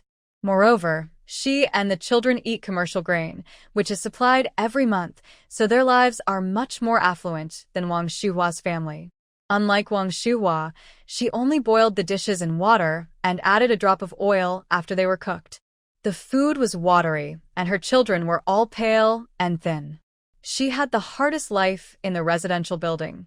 Although Wang Shuhua was still smiling, there was a hint of bitterness in her smile. In fact, she knew that these people looked down on her. Sometimes they said it unintentionally, and sometimes they said it intentionally, all to belittle her. She is not a fool. How could she not hear it? But she just pretended not to understand. The next 2 years are a critical period for her husband, and she cannot hold him back, so she has to endure it if she can. And no matter how hard life is here, it is not half as hard as back home. Wang Shuhua is quite content with her current life. If her husband can be promoted, she will have no regrets in her life. My husband is a company commander, but he hasn't reached the required military service age. I'm just staying here temporarily. Wang Shuhua took the initiative to explain, neither humble nor arrogant. Wan Qiqi didn't quite understand the conditions for joining the army, but she knew that these women looked down on Wang Shuhua, so she suddenly wanted to annoy these women off. Your man is Lu Ye's comrade-in-arms. Friendship lasts a lifetime. This piece of meat is for you. Wan Qiqi had a knife in her hand and cut off a piece of fat meat weighing about a pound and stuffed it into Wang Shuhua's hand. She had read in a novel about the period that people nowadays love to eat big slices of fat meat. Oh, this won't do. Take it back quickly. Thank you. Wang Shuhua was shocked. There was so much meat, which was her family's supply, for 2 months. She couldn't accept it. Wan Qiqi was unhappy. Do you dislike my meat? Of course not, Sister Wan. I appreciate your kindness, but I really can't accept this meat, so take it back quickly. Wang Shuhua smiled helplessly. She couldn't afford to pay back such a big piece of meat for no reason. But I just want to give you the meat. Ji Xianglian and the others gossiped about me before, and you spoke up for me. Take it. She forcefully stuffed the meat into Wang Shuhua's hand with a tone that brooked no refusal, just like a domineering president, except that she lacked a wicked smile. Wang Shuhua looked stunned. She didn't expect that Wan Qiqi knew about her few fair words. She couldn't help feeling warm in her heart and thought that Wan Qiqi was actually quite easy to get along with. How could a person who is grateful and repaying kindness be a difficult person to get along with? Why hasn't Captain Peng been promoted yet? Lu Yi frowned slightly. He remembered that Captain Peng had been the captain for 6 years. In terms of seniority and ability, he should have been promoted long ago. My old Peng still needs to learn. Wang Shuhua answered very officially, but she felt very bitter in her heart. Because her husband had 2 opportunities for promotion. In terms of qualifications and abilities, her husband was better. But each time, people who were not as good as her husband's old Peng were promoted. In the final analysis, it was because her husband's old Peng had no background. Take the meat. I've eaten your dumplings before. They're delicious. Lu Yi cut another piece of lean meat, which together with the fat weighed about 2 kilograms. He stuffed it all into Wang Shuhua's hands, then pulled Wan Qiqi upstairs. By the time Wang Shuhua reacted, the 2 men had already gone upstairs. The meat in their hands was heavy, the fat was shiny and greasy, and the lean meat was bright red. Although it was raw, it still made her drool. Not only is the child greedy, she is greedy too. Shuhua, when did you and Deputy Battalion Commander Lu become so close? Did he even have dinner at your house? Everyone was very curious and a little regretful. They didn't expect Wang Shuhua to be so secretive and have such a relationship with Lu Yi. If they had known this earlier, they would have been more polite to Wang Shuhua. I don't remember anything. I need to ask my husband, Mr. Peng. Wang Shuhua told the truth that she really couldn't remember. She also felt that Lu Yi might have said that on purpose because he was afraid that she would feel embarrassed to lose weight. Everyone in the building said that Deputy Battalion Commander Lu and Wan Qiqi were a crazy couple, but she felt that the couple were very good and warm people. Shuhua, your husband Peng has become rich, but don't forget us sisters. The other women all had sour tones in their voices. In the past, when they were with Wang Shuhua, they all felt superior and spoke in a condescending tone. But now that Wang Shuhua and her husband have hooked up with Lu Yi, they will surely have a bright future in the military region, so they have to curry favor with Wang Shuhua. What a joke! Deputy Battalion Commander Lu and Xiao Ruan are kind-hearted. They gave the meat to my child out of pity that he had no meat to eat. What are you thinking? Wang Shuhua knew that no one would believe her if she said that, but she still had to say it. Whether they believed it or not was up to them. I went home to cook. Wang Shuhua didn't even bother to sew her shoes and took the meat home. Her family of 5 lived on the first floor in only one room. Although it was crowded, she kept it tidy. She cooked and did laundry in the corridor. The room was divided into 2 halves. She and her husband lived in the inner room, and the outer room had bunk beds and a folding bed for her 3 children. When the children were young, but now they are older, especially the daughter, who is about to grow up. It is inconvenient for her to sleep in the same room with her 2 brothers. This is also the main reason why Wang Shuhua is anxious for her husband to be promoted. As long as she is promoted, she and her child will be eligible to join the army. Not only will they be given an extra room, but she and her child will also be able to eat commercial grain, and she can also arrange a job, so her life will be better. That night, there was a large plate of stir-fried pork with white peppers on the Peng family's dining table. The meat was mostly fatty slices, with only half of the fat coming out. It was glowing with an enticing greasy sheen, making people drool. Wang Shuhua also made some dumplings. There was not much white flour at home, so she made few. She served a large bowl of dumplings with pork and cabbage filling, and only had 1 bowl left for the family of 5. You redone with life? Wang Shuhua, are you planning to go your separate ways after this meal? Captain Peng even reached his doorstep. He could already smell the aroma of meat from afar. He thought it was from Liu Ye's house again, and cursed Liu Ye in his heart for being a beast and eating meat every day to charm him. As a result, he saw a large plate of meat on his table, all of which were fatty slices, more than the meat during the Chinese New Year. Captain Peng swallowed hard a few times and joked humorously. He is from Shaocheng, Hunan province. He is of medium height, dark complexion, kind and humorous, down-to-earth and hard-working, and eager to help others. He is very popular in the army. The only thing he lacks is his background. Captain Peng was a native farmer's son. His family was extremely poor. He had put in more effort and sweat than others to become a company commander, almost at the cost of his life. But in the army, it is very difficult to be promoted to the position of company commander. First, it needs luck. Second, it needs connections. And third, it needs strength. All three are indispensable. If you don't have all three, you can only gain experience through experience. Captain Peng knew this very well, so he just hoped to get through this. He had to let his wife and children eat commercial grain no matter what, otherwise he would not be willing to accept this. Children in the 1970s and 1980s followed their mother's household registration. If Wang Shuhua could not follow the army, she would have been registered as a rural hukou. This was also the reason why her husband endured hardships in the army. Everything was for the children's future. Mom, are we going to have trouble making ends meet?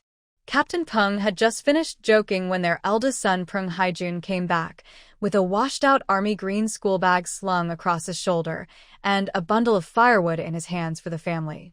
The popular school bags at that time, every time on the way home from school, the three siblings would pick up a bundle of firewood so that the family could save money on coal. What are you yelling about? Where are the oceans and starfish? Wang Shuhua picked up a piece of fat and stuffed it into her eldest son's mouth, and also fed a piece to her husband. It smells so good. Peng Haijun was reluctant to finish it in one bite. He held the meat in his mouth, closed his eyes, and looked very enjoyable. Captain Peng was reluctant to eat it and wanted to put it back on the plate. Let's eat it when the children come back. The children are growing and need to eat more, but he is old, and it doesn't make much difference whether he eats or not. There's so much meat. Eat it. Wang Shuhua glared at him, and Captain Peng smiled and picked up a piece of meat and fed it to her. You work the hardest, eat more. I ate it while I was cooking. You should eat it quickly. By the way, I want to ask you something. Wang Shuhua didn't eat it and fed it to her husband. In the end, the piece of meat returned to the plate, and neither of them ate it. This meat was given by Deputy Battalion Commander Liu and Sister Wan. They gave us 2 kilograms. Deputy Battalion Commander Liu said that he had eaten our dumplings before. How come I have no impression of them at all?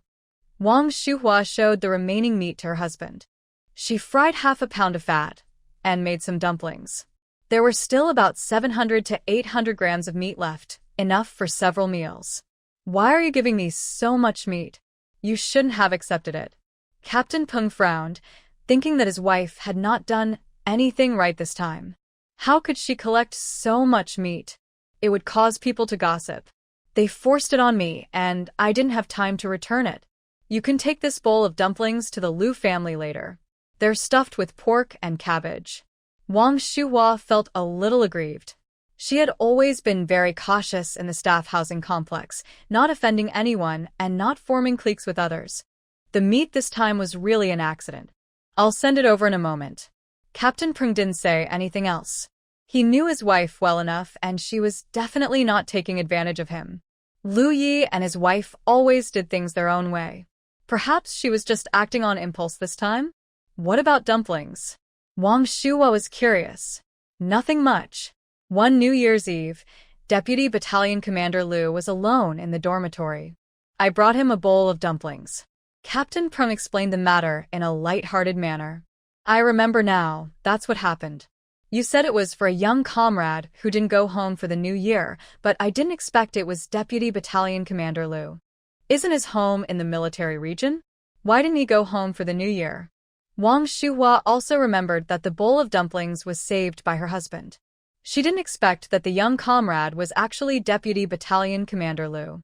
If you don't go home, you have your own reasons. How would I know about other people's private affairs?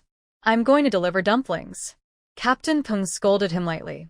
He hated talking about other people's private affairs, especially his comrades. He never talked about them at home. Wang Shuhua curled her lips. She knew without him saying it that Deputy Battalion Commander Liu had a stepmother and a stepfather, and neither side was his own home. He definitely didn't want to go home for the new year.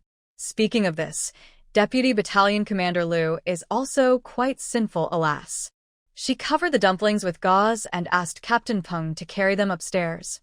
Upstairs, Lu Yi and Ruan Qiqi were also having dinner, which was very, very sumptuous. A big pot of braised pork, a big plate of steamed sausages, and a plate of stir-fried vegetable moss. The main feature is that the portions are large and filling. As soon as they sat down to eat, they mentioned the dumplings. I had just been transferred to Tanzhou that year. I was only 19 years old. Captain Peng had just become the company commander, and I was a platoon leader under him. He was a very nice person and took good care of the new recruits, including me. I did not go home for the new year that year. I returned to the dormitory after standing guard. Captain Zhao saw me and brought me a bowl of dumplings. His family was in dire straits, and this bowl of dumplings must have been saved for him.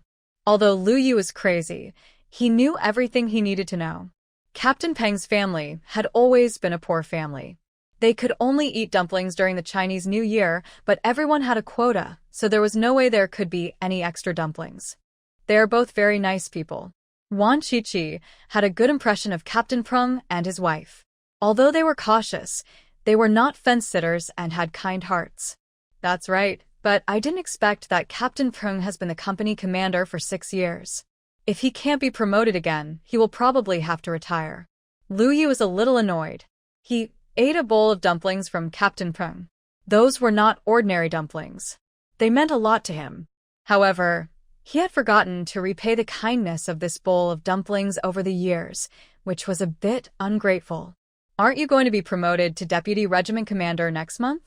There's a vacant position for Deputy Battalion Commander. Can Captain Peng take over? Ruan Qiqi didn't quite understand the personnel changes in the army, but if Captain Peng had the ability and qualifications, then he was qualified to be the Deputy Battalion Commander. If that didn't work, he could find Lu Disheng and make a fuss. Her husband ate a bowl of dumplings at Captain Peng's house, so he must repay this favor. Otherwise, Lu Yi would feel bad, and she would feel bad too. I'll take care of this. I guess Captain Zhou also wants to be promoted. Lu Yi suddenly grinned.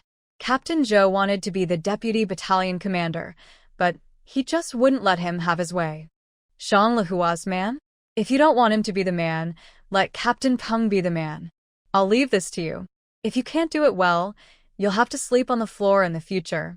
Wan Qiqi used the ultimate killer move. Don't worry, it will be done.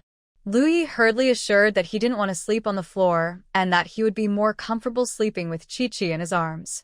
Be good and eat meat. Wan Qiqi scooped a large spoonful of braised pork and put it into his bowl. The young couple was eating their meal affectionately when there was a knock on the door. It was Captain Peng. The door is not closed, come in. Neither of them stood up, but when they saw the big bowl in Captain Peng's hand, which was covered with gauze but looked delicious, they both stood up abruptly and stared at the bowl. My cousin made some dumplings, and I'll bring you a bowl. Captain Peng put the dumplings on the table and was about to leave. Thank Mrs. Shuhua for us. Wan Qiqi said something polite, and Lu Yi nodded his approval, sent the person to the door, and then came back to eat dumplings. The dumplings made by Captain Peng's guest are delicious. I've eaten them before. They are very fragrant. Lu Yi picked up a dumpling and put it in his mouth. He chewed it for a few times, and it tasted just like what he remembered. He'll never forget. Because the bowl of dumplings he had on New Year's Eve when he was 19 was the first time he had dumplings in his life, stuffed with cabbage and pork, and he will always remember it. The Liu and Mo families also made dumplings, but he had never eaten them once. Dumplings is a grand event in Hunan province. Dumplings are seldom made in normal times. Lin Manyun and Yuan Huilan may only make them once or twice a year. But every time they ate dumplings, he was either punished by Lin Manyun or Yuan Huilan. Anyway, he never got to eat them once. He never had the chance to eat dumplings until he joined the army at the age of 17. Northwest Military Region, but he deliberately avoided them. It was not that he didn't want to eat them, but he was being upset with himself, as if by eating the dumplings he would be bowing to Lin Manyun and Yuan Huilan. Until he was 19 that he realized how stupid he was. Why should he punish himself by not eating dumplings for someone who is not kind to him? But he still couldn't eat dumplings because he was suddenly transferred to the Tanzhou military region. He didn't even have time to go to the cafeteria to eat dumplings. He was transferred here in a hurry. While he was training and carrying out his mission, he caused chaos in the Mo and Lu families, but he still didn't get to eat dumplings. It was not until New Year's Eve that the bowl of dumplings that Captain Peng brought to him was the most delicious bowl of dumplings he had ever had in his life, except that there was something missing. He can eat at least 10 bowls. Lu Yi ate 3 dumplings in a row, chewed them a few times, and swallowed them. He urged Wan Qiqi to eat as well. It tastes just like this. That year it was also filled with cabbage and pork, but not as much meat as today. Wan Qiqi poured some vinegar and chili sauce, dipped the dumplings in it, and ate it. It tasted indeed okay, but not as exaggerated as Lu Yi said. It was just a bowl of homely tasting dumplings. And she felt that the dumplings she made must taste better than this. But there are no ready-made dumpling wrappers for sale now, and she is too lazy to knead the dough and roll out the wrappers, so she would rather not eat dumplings. It's delicious. Eat more. Wan Qiqi ate a few, and then gave the whole bowl of dumplings to Lu Yi. Since Lu Yi loved eating dumplings so much, she bought flour and meat, and asked Wang Shua to help, and she would pay her. Qiqi, you eat too. Lu Yi fed her a dumpling and ate the rest. This bowl of dumplings was not enough to fill his stomach. You will soon be able to eat the dumplings made by your parents. 200 at a time. Enough for you to enjoy. Wan Qiqi comforted him and said that she would go to Mo Chiofeng to ask for dumplings tomorrow. I also want the one with cabbage and pork filling. Lu Yi licked his lips. He liked eating dumplings stuffed with cabbage and pork. Okay. Wan Qiqi agreed and scooped him another spoonful of braised pork, feeling very sympathetic towards Lu Yi.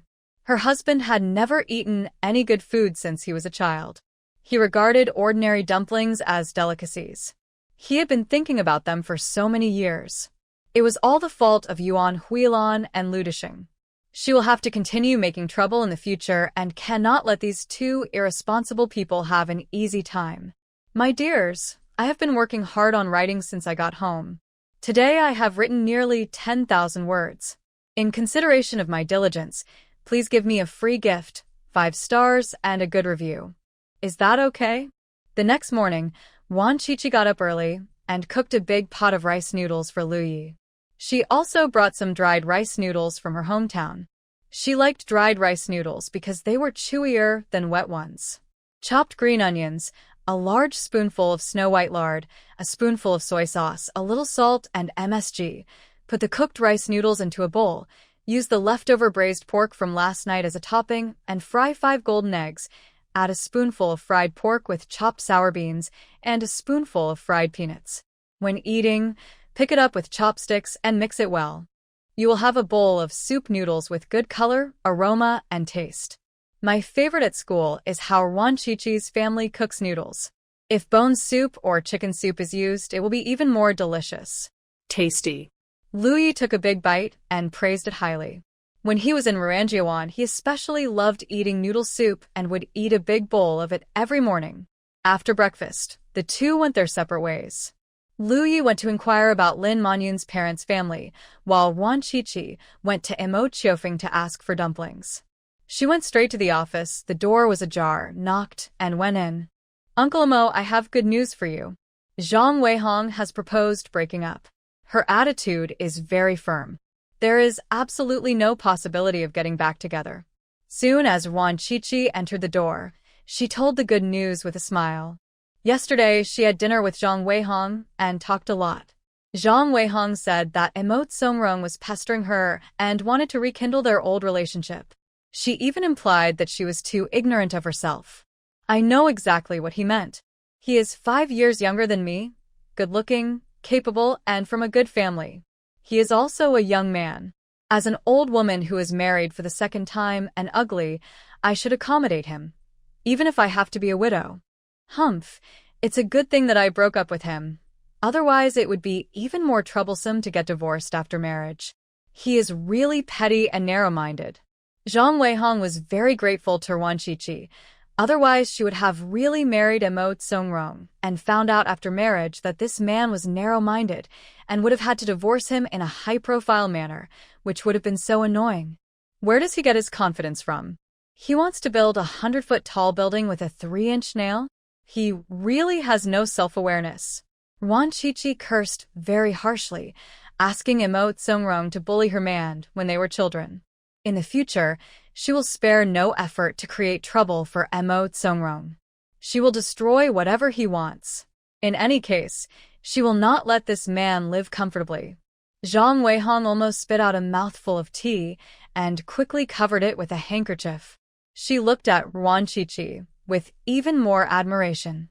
She spoke nicely, and their ideas were in sync. As expected, she knew at first sight that they would definitely become good friends. Under Wan Qiqi's influence, Zhang Weihong had some subtle changes. She was not as serious as before, smiled more often, and looked a lot younger. Zhang Weihong made it very clear that there was absolutely no possibility for her and Emo Tsongrong to be together. In the past, it was just because of his poor hardware, but she was still satisfied with Emo Tsongrong's character. Now, she was disgusted with this person's hardware and software and looked down on them at all. After receiving a positive answer, Wan Qiqi came to Emo Qiufeng to ask for benefits. Emo Qiufeng's mouth twitched, and he was not that happy. After all, the one who was dumped was his son, and he was dumped by a divorced woman who was 5 years older than him, and the woman was the daughter of his archenemy. He could imagine how arrogant that old man Zhang Jigua would be. Next time he went to Beijing for a meeting, he had to avoid this old man to avoid getting upset. Why did Zhang Weihong dump Songrong? Emo Qiufeng was a little curious. He could see that the girl was still very satisfied with his son. Why did she suddenly dislike him? He couldn't help but look at Wan Qiqi, and his instinct was that this girl had something to do with it. Uncle Emo, do you want to hear the ugly truth or the beautiful lie? Wan Qiqi asked sincerely. Tell the truth. Emo Qiufeng's head began to ache. He might as well not ask. The truth is that Zhang Weihong was worried about being a widow after marriage, so she proposed breaking up. Uncle Emo, you may not know that Emo Tsongrong is younger than her. Wan Qiqi told the truth very honestly. She had no good intentions, she just wanted to make things difficult for Emo Qiufeng. These adults did not fulfill their responsibilities during Lu Ye's growth. Although Emo Qiufeng was only a stepfather and had no responsibility towards Lu Yi, who made his 2 sons bad. A son is not well educated. It is the father's fault. Emo Qiufeng's face changed. He could never have thought of this as the reason. Could it be that his youngest son was a servant? It's impossible. The parts were all complete when it was a child. Could something go wrong when it grew up? Zhang Weihong told you that? Emo Qiufeng didn't quite believe it. Even if his youngest son was a servant, how did Zhang Weihong know about it? Even his father didn't know about such a private matter, unless Zhang Weihong peeked and saw him going to the toilet leisurely. Yes, Uncle Emo, I have done what I promised you. You have to fulfill your promise to me. When can we have the first meal of dumplings? My Lu Yi said he wants to eat cabbage and pork filling. Asked for dumplings directly. I'll pack it up later and call you to pick it up. Emo Qiufeng felt even more annoyed. He couldn't be happy at all with such a result. Although the son did not become a son-in-law of the Zhang family, he became a father-in-law. It would be better to be a son-in-law. Uncle Emo, don't feel too bad. Although Emo Tsongrong is small, his functions are still intact. It won't affect your chance to have a grandson. Wan Qiqi comforted him. Qiqi, you and Zhang Weihong talked about this, right? Emo Qiufeng understood at once that it must be what this girl said.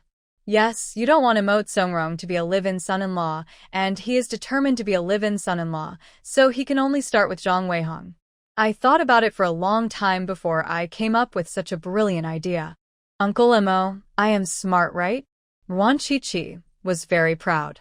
Only a genius like her could come up with such a brilliant idea. You are really smart, go back. Mo Chiofeng gritted his teeth and praised him, then waved his hand tiredly.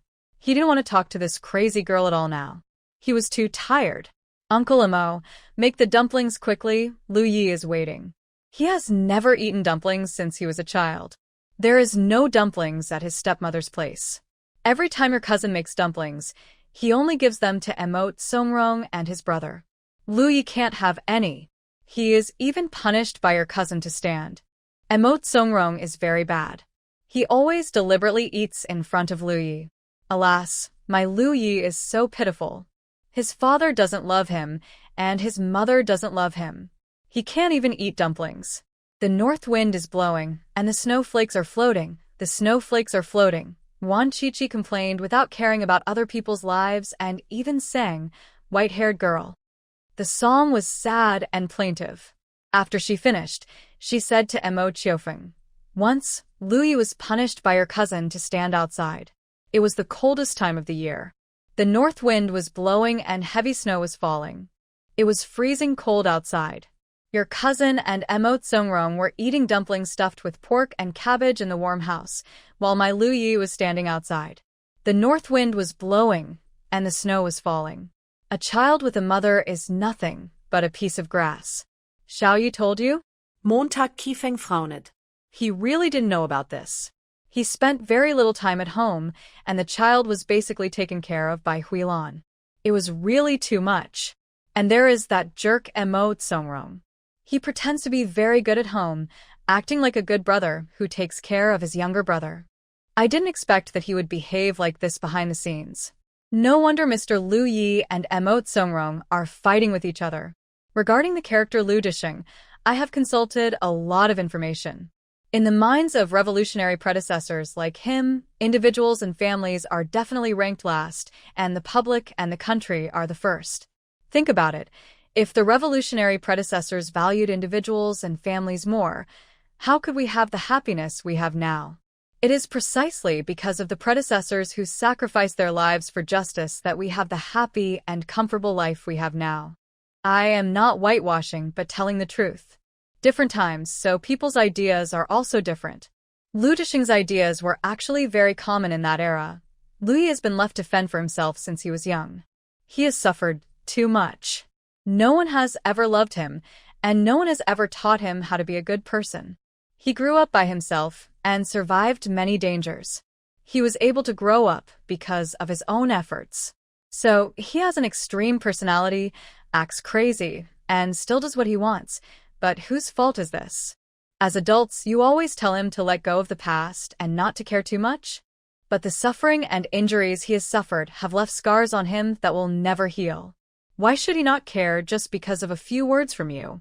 Only when the knife cuts yourself will you feel the pain.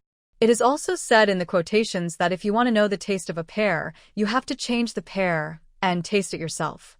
You have not experienced Lu Yi's suffering, so you are not qualified to persuade him to let go of the past, let alone persuade him to forgive. Wan Chichi's tone was very calm. No matter how excited she was inside, she would not show it. During the 10 years in the mental hospital, the first skill she learned was to control her emotions. She must not let the doctor see what she was thinking. After saying that, Wan Chichi turned around and left the office. Mo Chiofeng was in a very uneasy mood. He didn't expect that Lu Yi's childhood and youth were more difficult than he thought. Wan Chichi was right. They had not experienced Lu Yi's suffering and were indeed not qualified to persuade him to let go. And this kid Emote Songrong has big problems with his thinking. He needs to correct it. Emote Songrong was sitting in the office in a daze. He had just gone to see Zhang Weihong, but was criticized by the old woman. She even said that he had big problems with his thinking and asked him to read more quotations to improve his awareness. Zhang Weihong also said that there was no possibility between them and asked him to stop wasting his time. Simply outrageous. He was dumped by an old, ugly, divorced woman, and the dumping was so undignified. Emote Songrong felt worse than if he had swallowed a green-headed fly. He hated Lu Yi and Wan Chichi to death, and he also hated Zhang Weihong, but he was more unwilling to accept it. Had already set foot in the capital and saw the dawn of hope, but He was destroyed by the crazy couple Lu Yi and Ruan Chi. Jerk. Emote Songrong gritted his teeth, wishing he could go find the couple and settle the score right away, but he didn't move. Because he couldn't even beat Lu Yi with one hand. The phone rang. Emote Songrong took a deep breath and calmed himself down before answering the phone. His father's voice came over. "Come home for dinner tonight. I have something to tell you. I have to work overtime tonight and can't go home." Emote Songrong didn't want to go home. He was not in the mood. "I asked your boss and he said he didn't have to work overtime. I'll be waiting for you at home." Emote Qiufeng's tone did not allow for refusal, and he hung up the phone right after he finished speaking. Emote Songrong had a bad feeling in his heart. Ever since he started working, his father rarely cared about him. Why did he suddenly ask him to go home this time? That day, Mo Qiufeng left work early and went to the market to buy some meat, flour, and a cabbage, and brought them home. Yuan Huilan had just returned home. She didn't buy any groceries. There were only 2 people at home, and the groceries they bought could last for 2 or 3 days. There was no need to buy them every day. What a strange thing. You actually went to buy groceries? Why did you buy so much? Yuan Huilan couldn't help but make a joke when she saw her husband bringing home so many dishes. "We're making dumplings today, stuffed with pork and cabbage. I'm going to go and knead the dough." Emote Qiufeng didn't say that it was for Lu Yi. He knew Yuan Huilan very well, and he would definitely not have packed it if he had told him. "It's not a festival. Why do you suddenly want to make dumplings? We have vegetables at home today. Why don't we make them tomorrow?" Yuan Huilan didn't want to make dumplings because she had to chop the stuffing and roll out the dough, which was so troublesome. "I'll knead the dough and chop the stuffing and you just wrap it." Emote Qiufeng smiled, his tone gentle, but he did not stop, washing his hands and preparing to knead the dough. "Oh, let me do it. You've never been in the kitchen in your life. How can you do it well?" Yuan Huilan pushed him away in disgust and started kneading the dough herself. Mo Qiufeng went to chop the meat, and the 2 of them worked together, so their speed was not slow. When Emote Songrong returned home, they were preparing to roll out the dough. "You're back just in time. Go wash your hands and start rolling out the dough." Emote Qiufeng's tone was still very gentle, and it was hard to tell that he was angry. Emote Songrong breathed a sigh of relief. He washed his hands, took the rolling pin, and started rolling the dough. He jokingly asked, "Aunt Yuan, why are you making dumplings all of a sudden? When we were kids, you only made dumplings during festivals. My brother and I loved eating them. You and your brother can eat more than 30 dumplings in one meal. Making dumplings is too troublesome, otherwise I would make them every day." Yuan Huilan talked about the past with a smile, and Emote Songrong praised her from time to time, and the atmosphere was very relaxed. Emote Qiufeng said nothing. Although his expression was still gentle, his aura gradually turned cold. The following picture appeared in his mind. It was the coldest day of the year, and heavy snow was falling outside. Lu Yi was standing outside alone, with snowflakes floating on him and the north wind blowing on his face. Yuan Huilan and her 2 rebellious sons were in the house, happily eating dumplings, and they didn't give any to Lu Yi. Emote Songrong, this jerk, even went to eat dumplings in front of Lu Yi. Although he was not at the scene, he could guess that this jerk must have said something unpleasant. Put yourself in his shoes. If he were Lu Yi and was treated like this, and more than once, his personality might become more extreme, and he might even go further than Lu Yi. "Lao Mo, why don't you speak?" Yuan Huilan finally noticed something was wrong with her husband. Emote Qiufeng was too silent today, and something was wrong. Emote Songrong's heart skipped a beat, and that uneasy feeling came back again. Is his father planning to settle the score after he's full? "It's okay, let's make dumplings." Emote Qiufeng spoke in a calm voice, saying that everything would wait until the dumplings were wrapped. An hour later, the dumplings were finally wrapped.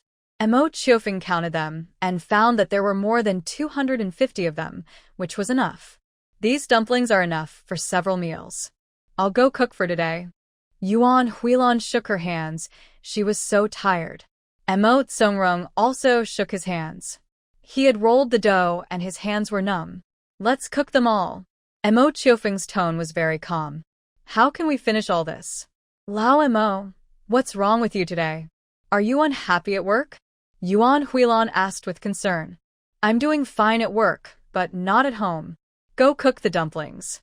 Cook them all. Don't leave any behind. Mo Chiofeng's tone became colder. Yuan Huilan had been married to him for many years and could tell that he was in a bad mood. She didn't dare to say anything and went to cook dumplings obediently. Songrong, come with me. Mo Chiofeng entered the study. His voice and tone were always calm, just like when he spoke normally, but Mo knew that his father was very angry and a storm was about to come.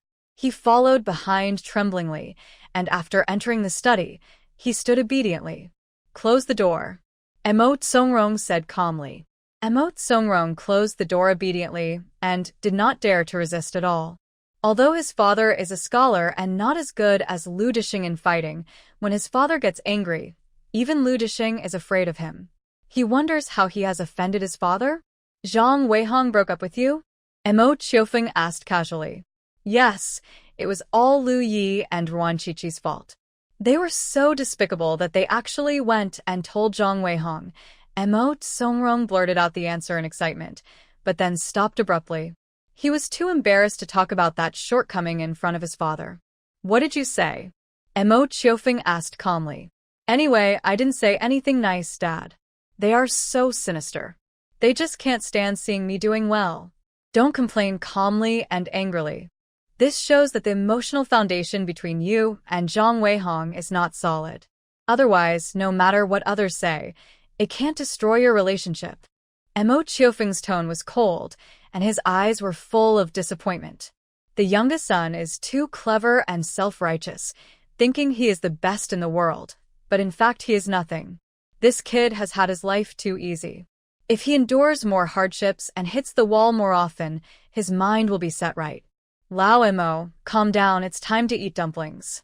Yuan Huilan's voice came from outside the door. Mo Songrong secretly breathed a sigh of relief. He would go back to work after eating the dumplings. If he stayed at home, he would be scolded by his father again. Yuan Huilan cooked more than 200 dumplings and spread them out on several sieves. She also served them out in 3 separate plates and placed them on the table. The plump, white dumplings were steaming and looked very tempting. This is called a sieve, right? Mo Songrong was already extremely hungry. Just as he was about to sit down to eat, he heard his father say, "Cook a bowl of vegetarian noodles for Songrong. Don't we have dumplings?" Yuan Huilan didn't understand. After cooking so many dumplings, why did she have to cook noodles? Give the dumplings to Xiaoya. He never gets to eat dumplings at home. Mo Chiofeng spoke. He poured all the dumplings in Mo Songrong's plate onto the sieve, leaving none for him. Yuan Huilan and Mo Songrong's faces changed, and they finally understood why Mo Chiofeng was acting abnormally. Lao Mo, did Xiaoyi say something to you again? Yuan Huilan's face looked ugly and her tone was harsh. Why do you always blame Xiaoyi first? He is your biological son. Why do you distrust him the most? Mo Chiofeng frowned and asked back. Before Wan Qiqi told him, he had indeed ignored a lot. Now seeing Yuan Huilan's performance, he really felt sorry for Lu Yi. His biological mother had no trust in him and often scolded and punished him, so it was no wonder that Lu Yi was so disrespectful to Yuan Huilan. Yuan Huilan was furious and sneered. If he hadn't said anything nonsense, why would you have gone home and given me a cold shoulder and asked me to make so many dumplings? Comrade Yuan Huilan, he is not someone else, he is your own son. Why are you talking about Xiaoya as if he were your enemy? The grudge between you and Lu Dishing has nothing to do with Xiaoya. Don't expand the conflict between adults to a child. Mo Chiofeng's face also darkened. He originally wanted to talk to his wife nicely, but before he opened his mouth, his wife became angry and spoke in a sarcastic tone. This attitude made him feel a little disappointed for Lu Yi. Also, Xiaoya never said anything in front of me. Yuan Huilan, before you question me, please answer me first. When Xiaoya lived in our house, did he not get to eat dumplings once? Did you and Songrong Jinsong eat dumplings at home while Xiaoya stood outside alone as punishment, and it was snowing at the time? Mo Chiofeng has always been gentle and elegant, speaking slowly and almost never losing his temper, but at this moment, his whole body exudes coldness and his eyes are colder than ice. It was the first time that Yuan Huilan saw him like this. She felt timid, and her momentum weakened. That's because he made a mistake, so I made him stand outside as punishment. She defended herself and didn't feel she was wrong. If a child makes a mistake, he must be punished. There is no order without rules. This is how she has been living since she was a child. What mistake did you make? Mo Qiufeng asked coldly. He bullies Songrong. This kid is too arrogant and always bullies others. Yuan Huilan looked very disgusted. When Lu Yi was a child, he was like a wild beast, attacking anyone he saw. Almost all the children in the compound had been beaten by him. She had to apologize to others every now and then, and she was exhausted. Mo Qiufeng looked at his youngest son and asked, Songrong, did Xiaoya bully you? Or did you deliberately provoke Xiaoya? Tell the truth, don't play tricks in front of me. His voice was even colder, colder than the north wind in the coldest days of winter. Yuan Huilan and Mo Songrong were so cold that they dared not even breathe. They had never seen Mo Qiufeng so cold and stern before, and they felt very frightened. How could Songrong bully Xiaoya? He is not that kind of person. Yuan Huilan defended her stepsons. She always felt that the two stepsons were good and sensible children, just like their father, smart, sensible, polite, and well-mannered, much better than the barbaric and rude Lu Yi. I didn't ask you. Let me answer calmly. Mo Qiufeng glanced at her, with cold eyes. Yuan Huilan's heart trembled, and she dared not speak anymore. Mo Songrong lowered his head, and cold sweat broke out on his back, soaking his clothes. The coldness stuck to his skin, and chilled him to the heart. I didn't provoke him, he was the one who bullied me first. Mo Songrong didn't dare to look up, let alone tell the truth. Think it over before you answer. If I find out that you are not telling the truth, I will send you to the most difficult grassroots training for an unlimited time. Mo Qiufeng's voice was neither loud nor fierce, but it made Mo Songrong feel frightened. He knew that his father was never as gentle and refined as he appeared to be. How could his father, who had been lurking in the city for more than 10 years and still be safe and sound, be a gentle and kind person? He believed even more that his father would really let him go to the grassroots for training. Thinking of the harsh environment in the countryside, he felt terrible. I did it on purpose. I told Lu Yi that his mother didn't like him and that he would not be included in the dumplings made today. Then Lu Yi took action. Mo Songrong told the truth with a sad face. He didn't dare to gamble. His father is much more ruthless than Lu Disheng. If the truth is uncovered, he might really have to stay in the countryside for the rest of his life and never get out. Calm? Yuan Huilan looked at him in disbelief.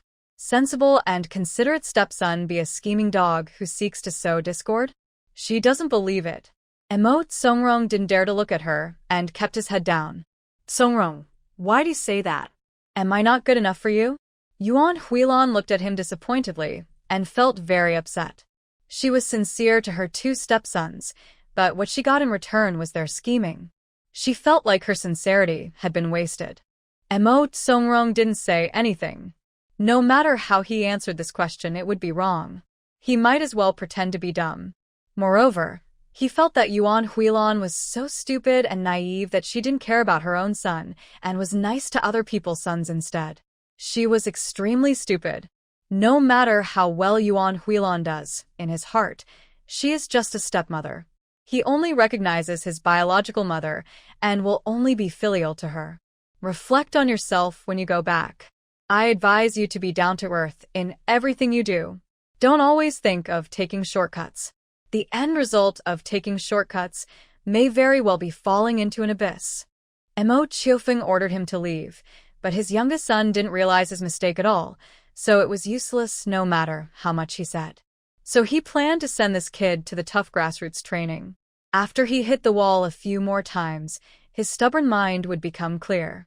The next day, Ruan Chichi got up early and took a walk around the Mo family.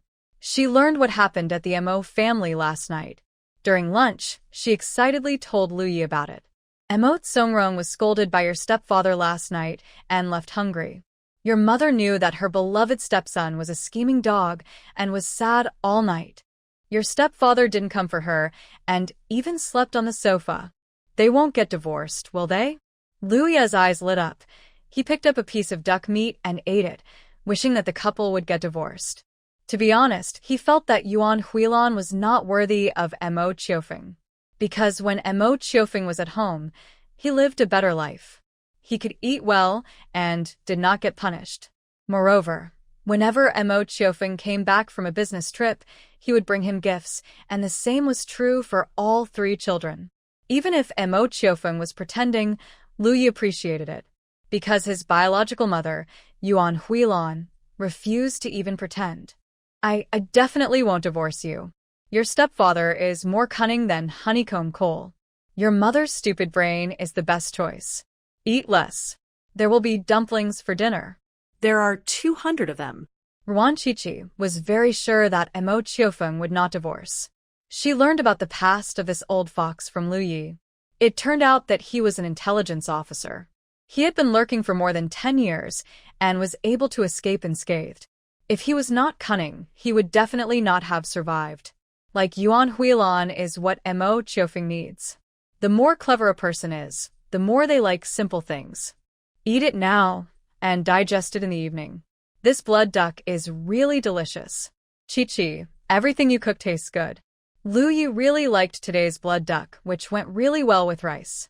He had already eaten 3 bowls and was about to get the 4th bowl, not forgetting to praise his wife. Yongzhou blood duck, if you like it, I'll make it next time. Ruan Qiqi smiled as she picked up some duck meat for him.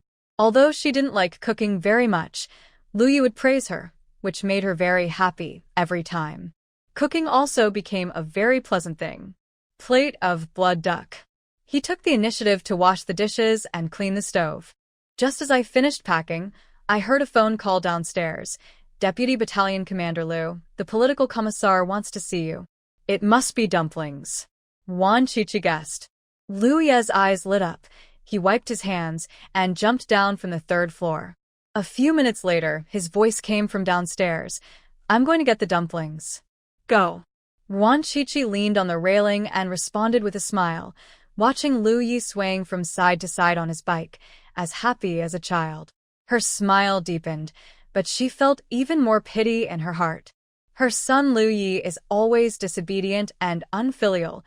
He will be as happy as a child when he knows that it is Yuan Huilan who makes the dumplings. In fact, deep down in her man's heart, he has always longed for his parents' love. Even if it's just a little bit, it will make her Lu Yi happy for a long time. Lu Yi came back an hour later, carrying a big basket of dumplings, but his face looked a little ugly, and he was not as happy as when he left. What's wrong? Ruan Qiqi asked. My mother was there too, saying that she had wronged me before. Lu Ye's tone was awkward. Yuan Huilan had always been cold to him or blaming him. He was not used to her sudden softening of attitude, and even felt a little annoyed. Didn't I say sorry to you? No, she just said she had wronged me. Lu Yi shook his head. Ruan Qiqi sneered. Yuan Huilan still looked superior. Compared to her, Lu Dixing was much better than her. At least Lu Dixing gave him 10,000 yuan in cash and knew how to reflect on himself. Yuan Huilan just said casually that she was wrongly accused and wanted Lu Yi to let it go. That was a nice thought. She refused to even say sorry and asked her to continue making dumplings. There are still 9 more meals, 1,800 dumplings. Unless she takes out 10,000 yuan like your father did, she can barely pay for these 9 meals of dumplings. Ruan Qiqi spoke frankly, saying that she would never let Lu Yi forgive Yuan Huilan. Why? That's right. I'm not even as good as the old man. Not to mention my apology, I don't even pay for it. Lu Yi nodded vigorously. He thought so too. And even if Yuan Huilan said sorry, she couldn't avoid the 9 meals of dumplings. Wang Shiji's one character is worth 1,000 gold, and his mother only said 3 words. How can they be worth 9 meals of dumplings? Couple understood each other very well, and after a very pleasant communication, they began to enjoy the dumplings. It's not as delicious as Captain Peng's. Lu Yi ate a few and gave a bad review. He prefers the ones made by Wang Shuhua, but he'll finish them even if they receive bad reviews. When will the document confirming your promotion to deputy group leader come out? Wan Qiqi asked. Director Mu said it will be next month, or maybe earlier. Lu Yi felt that the chances of it being promoted earlier were greater. Every spring, a group of cadres would be promoted, and both Captain Peng and Captain Zhou had been recommended. Therefore, as the deputy regiment commander's clerk, he would probably be promoted earlier to vacate the position of deputy battalion commander. Second floor. Zhou's family is also discussing promotion. It should be no problem.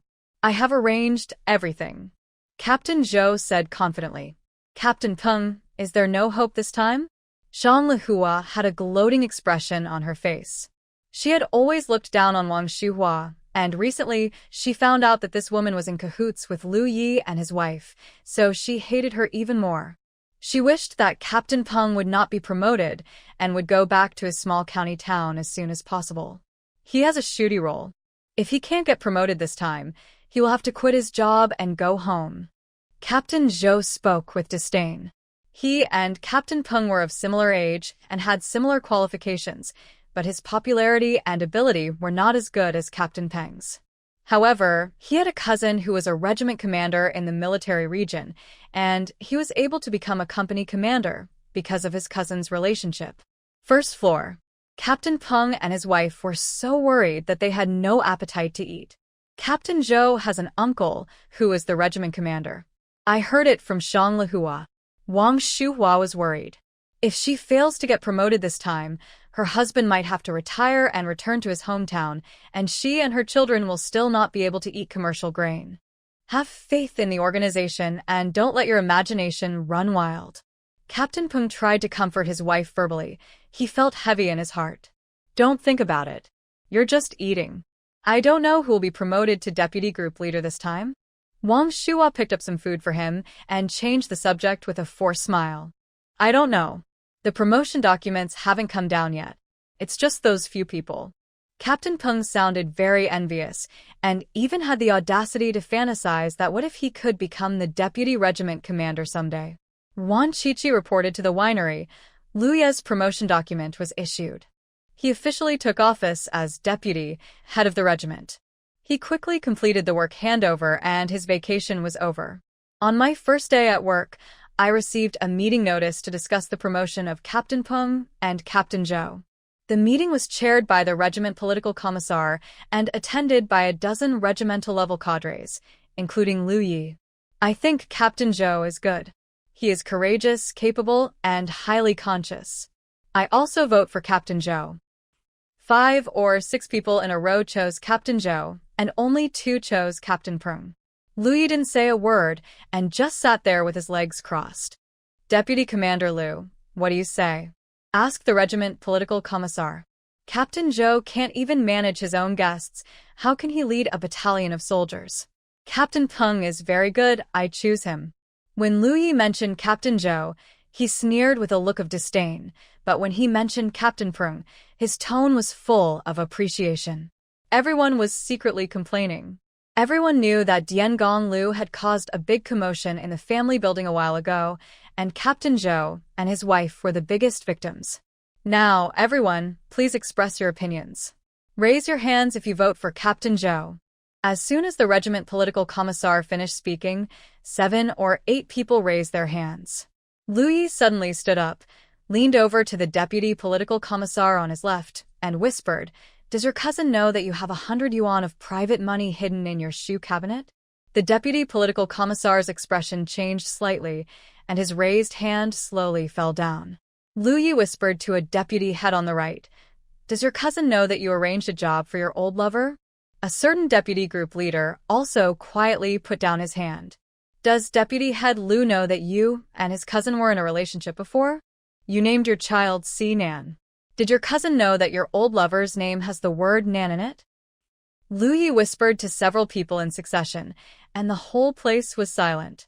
Everyone's hands were placed firmly on the table, and no one raised their hand. Raise your hands if you want to vote for Captain Peng. The regiment's political commissar shouted. No one moved.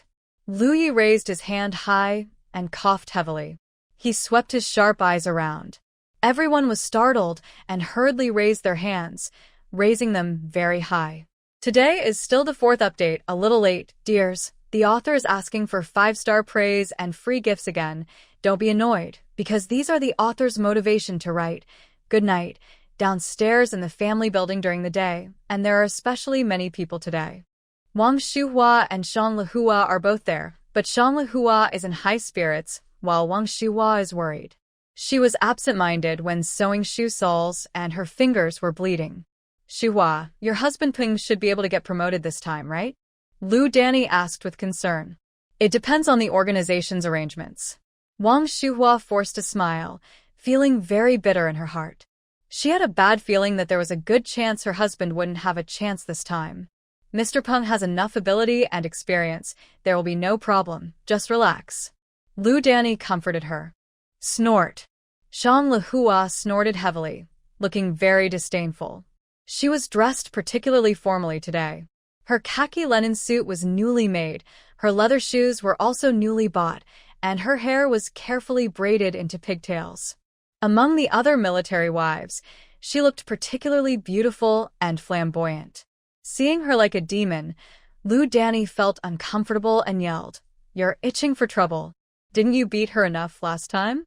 Shang Lihua turned her head away angrily, not daring to provoke Lu Danny. Her husband's promotion documents had not come down yet, so she had to endure it. Look at this arrogant guy. He deserves to be punished. Lu Danny glared at her fiercely. Wang Shuhua felt even more heavy-hearted. Shang Lihua was so flamboyant. Maybe he had inside information. Her husband, Captain Zhou, was sure to be promoted this time. That also means that her family's old prung has failed. Hiss, a sharp pain on the tip of her finger, and a bean-sized drop of blood came out. Wang Shuhua quickly put it in her mouth. The blood had a faint sweetness, but her heart was bitter and astringent. What did Miss Ruan buy?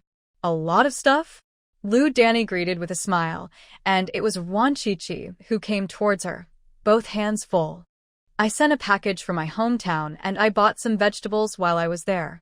Ruan Chi-Chi smiled and was very nice.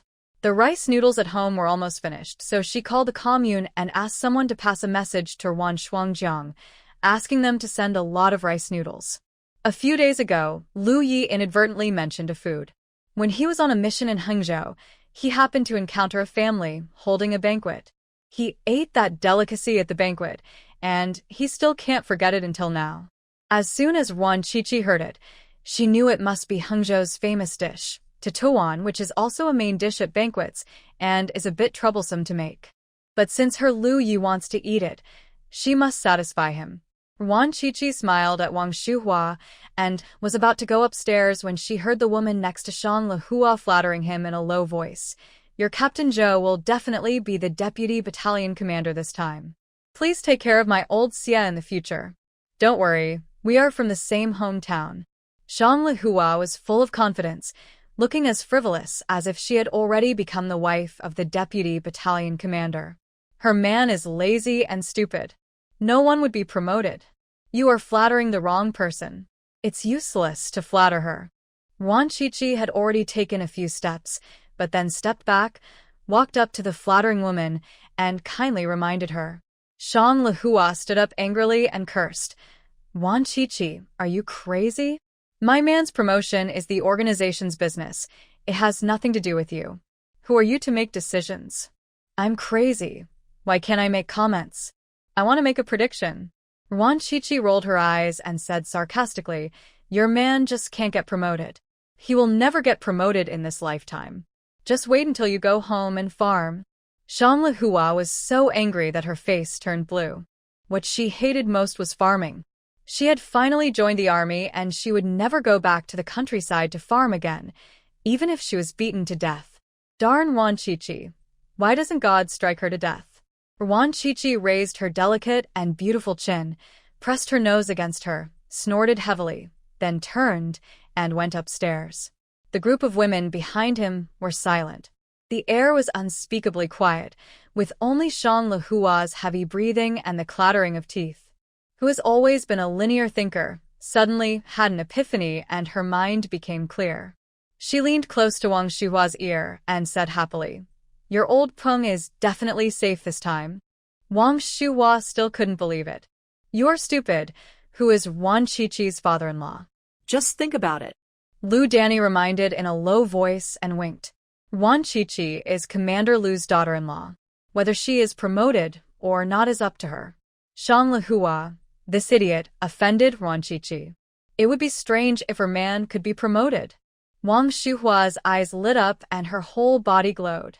The meeting at Lu Ye's side also ended, and the final result was that Captain Prung was approved unanimously, and the promotion document will be issued in a few days. Wan Qiqi was busy for the whole morning, frying, deep frying, steaming, and arranging the dishes. Finally, she made the tuta bowl. It was delicious, but it was really troublesome to make.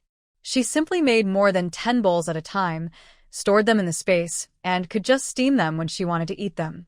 Hingyang tutu bowl. Please Baidu for the specific method. The author can't make it, but only eat it as soon as Lu Yi returned home. He reported the good news. Captain Peng was approved unanimously, and the deputy battalion commander position is secure. Great, let's eat. Wan Qiqi praised him and asked him to wash his hands before eating. Lu Yi happily went to wash his hands. When he saw the familiar delicacies on the table, he somersaulted several times with joy. "Qiqi, you are so nice." The happy moment, Lu Yi felt warm in his heart. The best person to him in the world was Qiqi, and he would be doubly nice to Qiqi in the future. "You are a member of my Wan family. If I don't treat you well, who else can I treat well? Eat quickly." Wan Qiqi said it very domineeringly. Lu Yi is her son-in-law. Lu Yi picked up a grass carp ball with a smile, chewed it for a few times, and nodded vigorously. "This is the taste, Qiqi. You are really amazing. You can cook such a complicated dish." "I made this dish casually." Wan Qiqi was so proud that his tail was almost up to the sky. "Qiqi, is there anything you don't know? Our child will surely be as smart as you in the future. Of course, if you dare not be smart, I will beat you up. It's better not to hit it will hurt the cub." Lu Yi felt sorry for his cub, and he couldn't bear to beat him. "I'll listen to you, and beat you gently." Wan Qiqi gave in a little, but still wanted to beat him, because the kid would not become useful without beating. "Well, let's beat him gently. Qiqi, do you think the baby is a boy or a girl?" Lu Yi also took a step back. Since Qiqi wanted to beat him gently, then let him beat him. "Do you like boys or girls?" Wan Qiqi asked. "I like them all. No matter if they are boys or girls, they must be as smart as Qiqi." A dreamy smile appeared on Lu Ye's face. He seemed to see two beautiful and clever little kids. One looked like him, and the other looked like Qiqi. They were as cute as the fat babies in the New Year pictures. The meal, the two happily decided to have a boy and a girl. The boy would be a brother, and the girl would be a sister. As for the child's gender and birth time, it is not an issue that can be decided by humans. They have never considered it at all, and just decided it anyway. While Lu Yi lived a happy life, Mo Jinsong in Jiangqing suffered the first major blow in his life. His application for promotion, which was a sure thing, was rejected by his superiors. Not only was his proposal rejected, he was also called to the office by his boss and given a severe lecture. Mo Jinsong was scolded so hard that he was embarrassed and confused, not knowing how he had offended his boss. He would never understand why he was implicated by a pen. The author could not find detailed information about the specific procedures for promotion in the military. If I write something wrong, readers who understand it can point it out so that I can know it in the future. Thank you. 30 years old, is already the regiment political commissar of the Jiangqing military region. He is young and promising with a bright future. He is also handsome and gentle. Even though he is married and has children, he is still very popular among unmarried girls in the military region. He looks more like his father than his younger brother Mo Tsongrong, about 70% alike, especially his eyes, which are almost exactly the same, yet completely different. Mo Qiufeng's eyes were gentle and calm, and did not seem threatening at all. Only when he was angry would his peaceful eyes become sharp, making people shudder. Mo Jinsong's eyes were full of ambition, which was inconsistent with his gentle temperament. His eyes were too sharp. Fortunately, he looked as gentle as jade, which concealed most of the sharpness.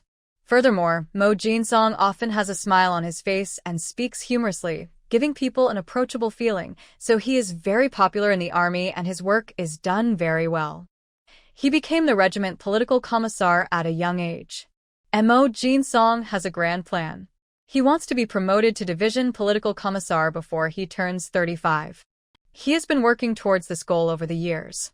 He has been serving as the regiment political commissar for 3 years and has achieved very gratifying results. If nothing unexpected happens, he will be successfully promoted to deputy political commissar of the division this time. If the deputy political commissar of the division works for another 3 to 5 years, he will be promoted to political commissar of the division. Mo Jinsong had planned his career in an orderly manner, but an hour ago, his direct supervisor Shi Dahong called him to his office, criticized him harshly, and said directly that he had no chance of promotion this time and asked him to continue to improve himself. He was very sure and certain that Shi Dahong was seeking revenge for his personal gain. There is absolutely no fault in his work.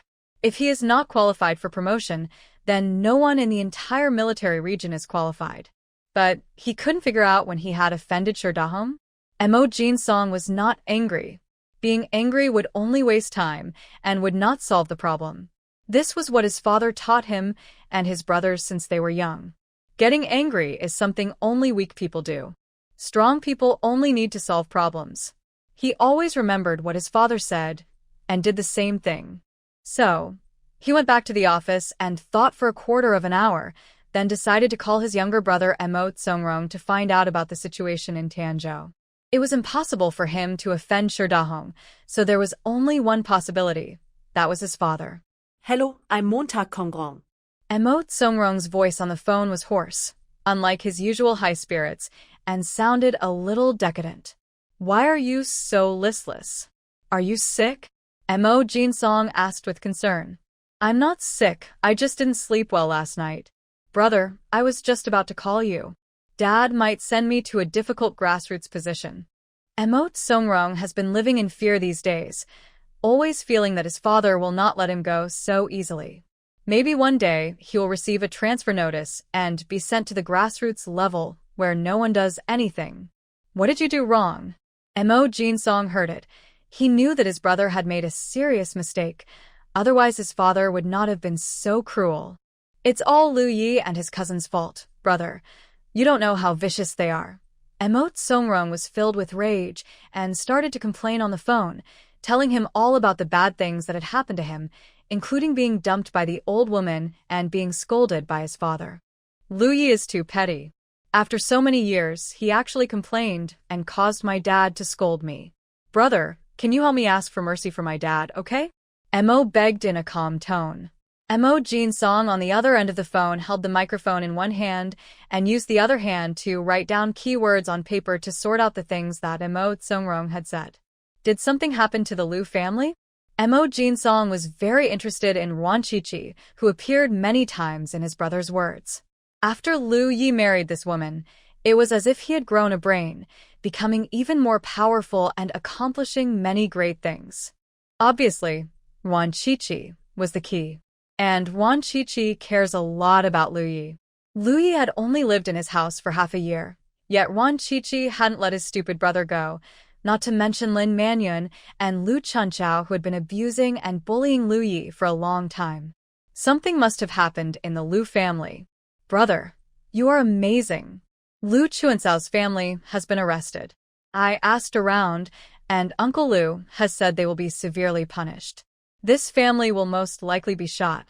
Mo Tsongrong admired his elder brother's foresight very much. It was as if he had clairvoyance and knew everything about Tianzhou. Montag Jinsong frownet. From what he heard, it was all about the feud between the Shi family and the Lu family. It had nothing to do with him. Why did Shi Dahong target him? Brother, can you help me to ask for mercy? Mo Tsongrong brought up the matter again. If I were you, I would take the initiative to apply to go to the grassroots for training.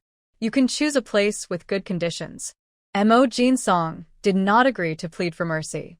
He knew very well that once his father got angry, no one's pleading would be of any use.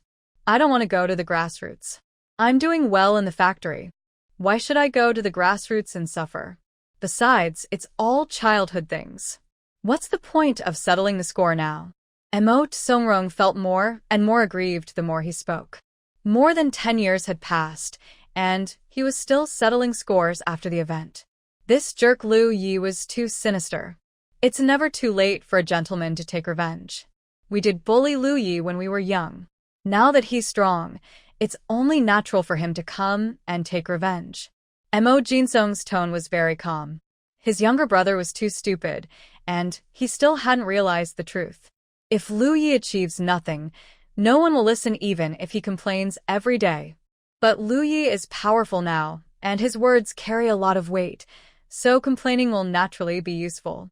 From ancient times to the present, only the strong will be listened to. So, I really have to go to the grassroots? Emote Songrong was a little scared. Lu Yi was crazy and killed people without blinking an eye. Was he really going to kill him? The Qinzhou hydropower station is short of people. You can write a petition and go to work there. After a few years, you can be transferred back to Tanzhou. Mo Jinsong quickly thought of a solution. The Qinzhou hydropower station started construction last year and would take at least 6 to 7 years to build. Going there calmly could not only avoid Lu Ye's revenge, but also gain experience. After a few years, he would be transferred back to Tanzhou and would definitely be promoted, killing 2 birds with 1 stone. There are huge mountains and lots of snakes there, and it's extremely hard. Emote Songrong didn't really want to go. He was most afraid of snakes. Hydropower stations were all in the mountains, so there must be a lot of snakes. What if one got into his bed at night? Just thinking about it made him shudder, and he began to back down. Then you stay in Tanzhou and wait for death. Mo Jinsong was so disappointed with his younger brother that if he were in Tanzhou, he would definitely slap his stupid brother a few times to wake him up. Endure a little hardship. How can you achieve anything? Oh my God, brother. Don't be angry. If I can't do it, what will you do? Lu Yi is really crazy. He will definitely come to you. Emote Songrong agreed obediently and started to worry about his elder brother. I have a way. Just take care of yourself. Mo Jinsong's calm tone made Emote Songrong feel relieved. His elder brother has been smart and outstanding since he was young, and he will definitely be able to deal with that crazy Lu Yi. Hanging up the phone, Emote Songrong went to submit the petition. Mo Jinsong looked at the keywords on the paper with a frown on his face. He still couldn't figure out why Shi Dahong was targeting him. At this time, Shi Dahong was scolding his cousin Shi Jinghong. Has your brain been in your ace for too long? And is it fuzzy? Pigs are smarter than you. You have to keep an account book to send me some gifts. Are you trying to mess with me? Are you satisfied now? If I get into trouble, you won't get any good either. Shi Dahong's hand almost poked Shi Jinghong's eyes, spraying spit all over his face. Shi Jinghong didn't even dare to wipe it off, and cried and pleaded, "Third brother, how could I possibly bully you? I can only be well if you are well. No matter how stupid I am, I know this. When the account book is recovered, you can beat me to death. Now I have to find a way to get the account book back from Lu Disheng. If Lu Disheng had this kind of brain, he wouldn't have raised a fool like Lu Chunchao. The account book must be in Mo Qiufeng's hands." Shi Dahong narrowed his eyes, his look sinister. Lu Disheng is a rough and straightforward guy, and it is impossible for him to think of stealing the treasure house. Only the old fox Mo Qiufeng has the brains and means to do so. The little notebook must be in his hand. The old fox also gave Lu Disheng a pen to divert the attention of his stupid cousin. Humph, he is indeed cunning and treacherous, but he won't be fooled. Okay, it turns out to be that old fox Mo Qiufeng. Darn it, I'm not done with him. Shi Jinghong slapped her thigh hard and cursed with gritted teeth. What do you have to fight with? Mo Qiufeng treats you like a toy. He only uses a pen to make you and Lu Disheng fight to the death and become mortal enemies. He just sits back and reaps the benefits. Can you beat him? Shi Dahong sneered and mocked, scolding his cousin to the point of being useless. Even he was not sure about facing Mo Qiufeng. This old fox has been lurking in the enemy's lair for more than 10 years, obtained a lot of important intelligence, and was able to escape unscathed. How easy is he to deal with? Third brother. Why did Mo Chiofeng do this? Sure, Jinghong couldn't understand it. He had never offended Mo Chiofeng. I say you are stupid and you still don't accept it. Mo Chiofeng is Lu Disheng's former guest, and they often quarrel at work. Their relationship is very bad.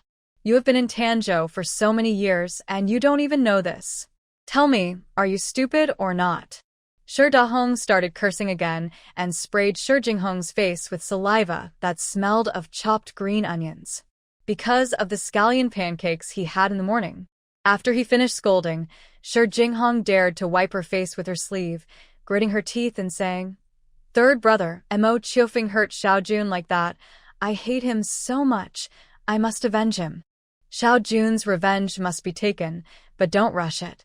First, marry Xiao Jun a cousin with good health and give the Shi family more grandchildren. Shi Dahong narrowed his eyes and sneered. Mo Jinsong is in his territory. As long as he uses the promotion threat, Mo Chiofeng will definitely come to him to negotiate. As long as he had the account book in hand, he could rest easy. Lu Disheng was also in the Jiangqing military region at that time. After the meeting, he went to find the leaders of the general military region, made a deep review, and then resigned from the post of commander. I can't even teach my daughter well, and I have caused a lot of trouble to the society. I am not worthy of being a commander, and I don't deserve to wear the military uniform. When I return, I will go to the cadre school for labor reform to improve my consciousness. Lu Disheng said with great sorrow. The leader tried sincerely to retain him, but Lu Disheng was stubborn, and once he made his decision, no one could change it. In the end, the leader had no choice but to agree, saying that the position of commander of the Tanzhou military region was vacant, and Mo Chiofeng would work harder and take on dual duties to manage the military region. What this means is that the position of commander still belongs to Lu Disheng. Lu Disheng did not refuse anymore, and he also mentioned another thing. My two disappointing sons, Lu Jiefang and Lu Yuanchao, also need to go to the hard frontier for training. I have already made up my mind. Lu Jiefang will go to Qinghai Tibet, and Lu Yuanchao will go to Kunlun Mountain. Lu Disheng was furious because as soon as he arrived in Jiangqing, he learned that Lu Jiefang's platoon leader was obtained by Lin Manyun under his name. In the past 2 years, Lin Manyun has been using his name to curry favor with his two sons. Darn it, I didn't hit him lightly that day. Lu Disheng now feels that he beat the two rebellious sons very well, and that Lin Manyun, this woman, deserves a beating, and he will continue to beat her when he returns. There are no vacancies in Qinghai Tibet and Kunlun Mountains recently, but the southwestern border is not peaceful, and there is a real shortage of people. Do you think we should send Jiefang or aid Korea? The leader meant that sending one son would be enough. After all, the southwestern border was really not peaceful. If something happened, one could stay at home to fulfill filial duties. Both of them go. That's it. Lu Disheng did not hesitate. A man should be trained in the midst of gunfire and bullets. If he died, he would be bringing glory to the country, and if he survived, he would be a real man. The leader did not try to persuade him anymore because his son was also at the border, and he had the same idea as Lu Disheng. Lu Disheng did not go to see his two sons, but went straight back to Tanzhou. He had to hand over his work to Mo Chiofeng and then go to the cadre school. 3 days later, Lu Disheng asked Ruan Qiqi and Lu Yi to go home for dinner. Ruan Qiqi has been working in the winery for 2 days. She has done nothing but drink tea or read newspapers. She has adapted very well to this fairy-like working life.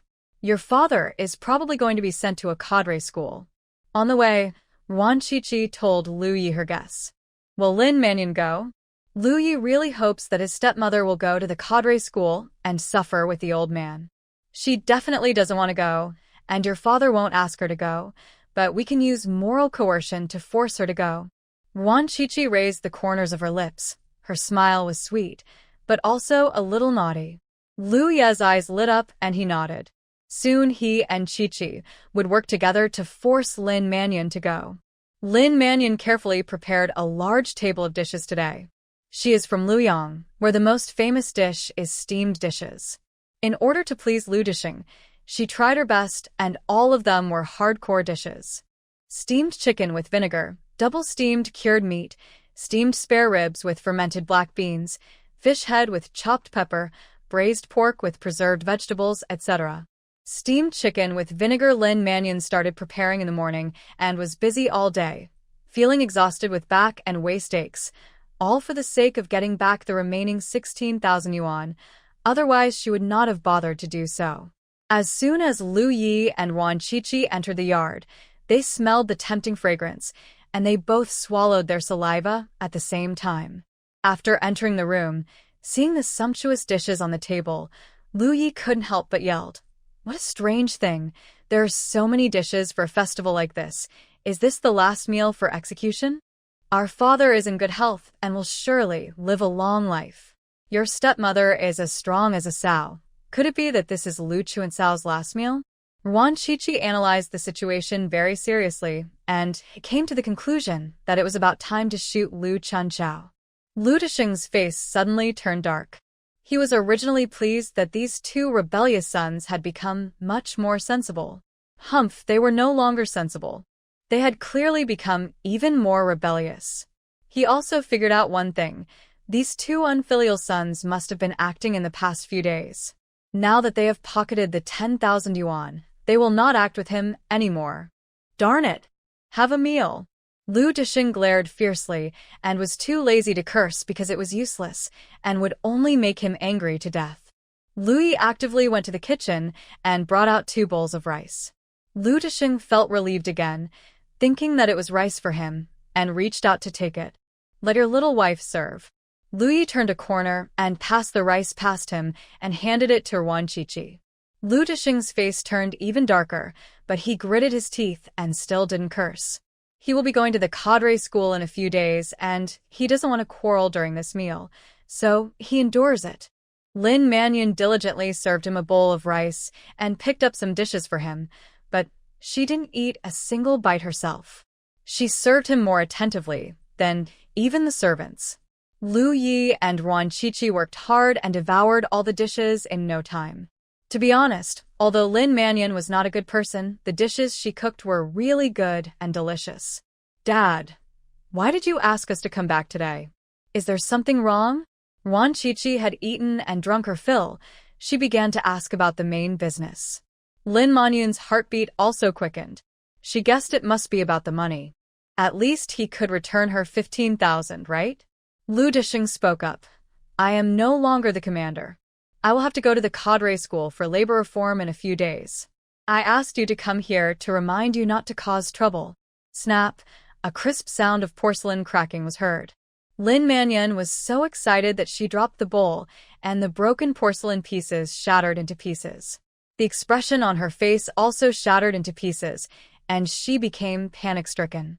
"There is one more update. I will write it. It will be a little late. Please go to bed first and read it during the day." "Old Lu, why are you going to the cadre school? What happened?" Lin Mannion was so anxious that she forgot to act gentle when she spoke and became aggressive. She married a man 20 years older than her for Lu Disheng's status and power so that she could live a comfortable and superior life. She had indeed lived a very comfortable life in these 22 years, but she had never expected that something unexpected would happen. Lu Disheng was going to a cadre school. What should she do? Without the glory of being a commander, Lu Disheng is just a bad-tempered and stubborn old man. Is it necessary for her to serve him humbly? "Aunt Lin, don't ask too much about Dad's work. You won't understand even if you ask. As a family, we just need to support Dad."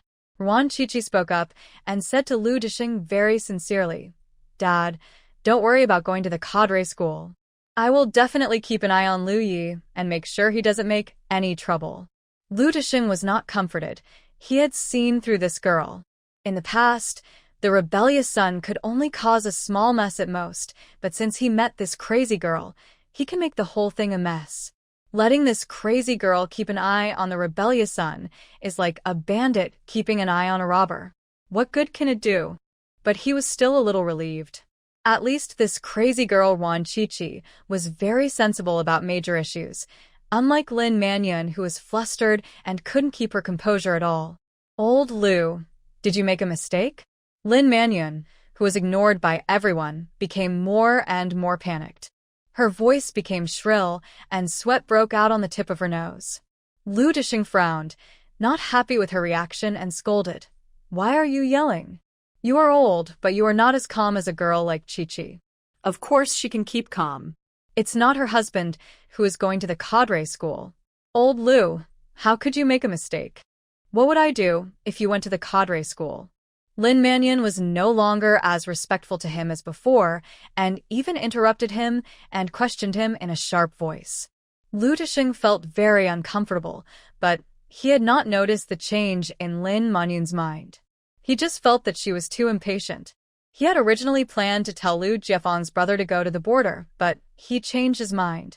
If she told him, there would definitely be trouble again, which would be very annoying.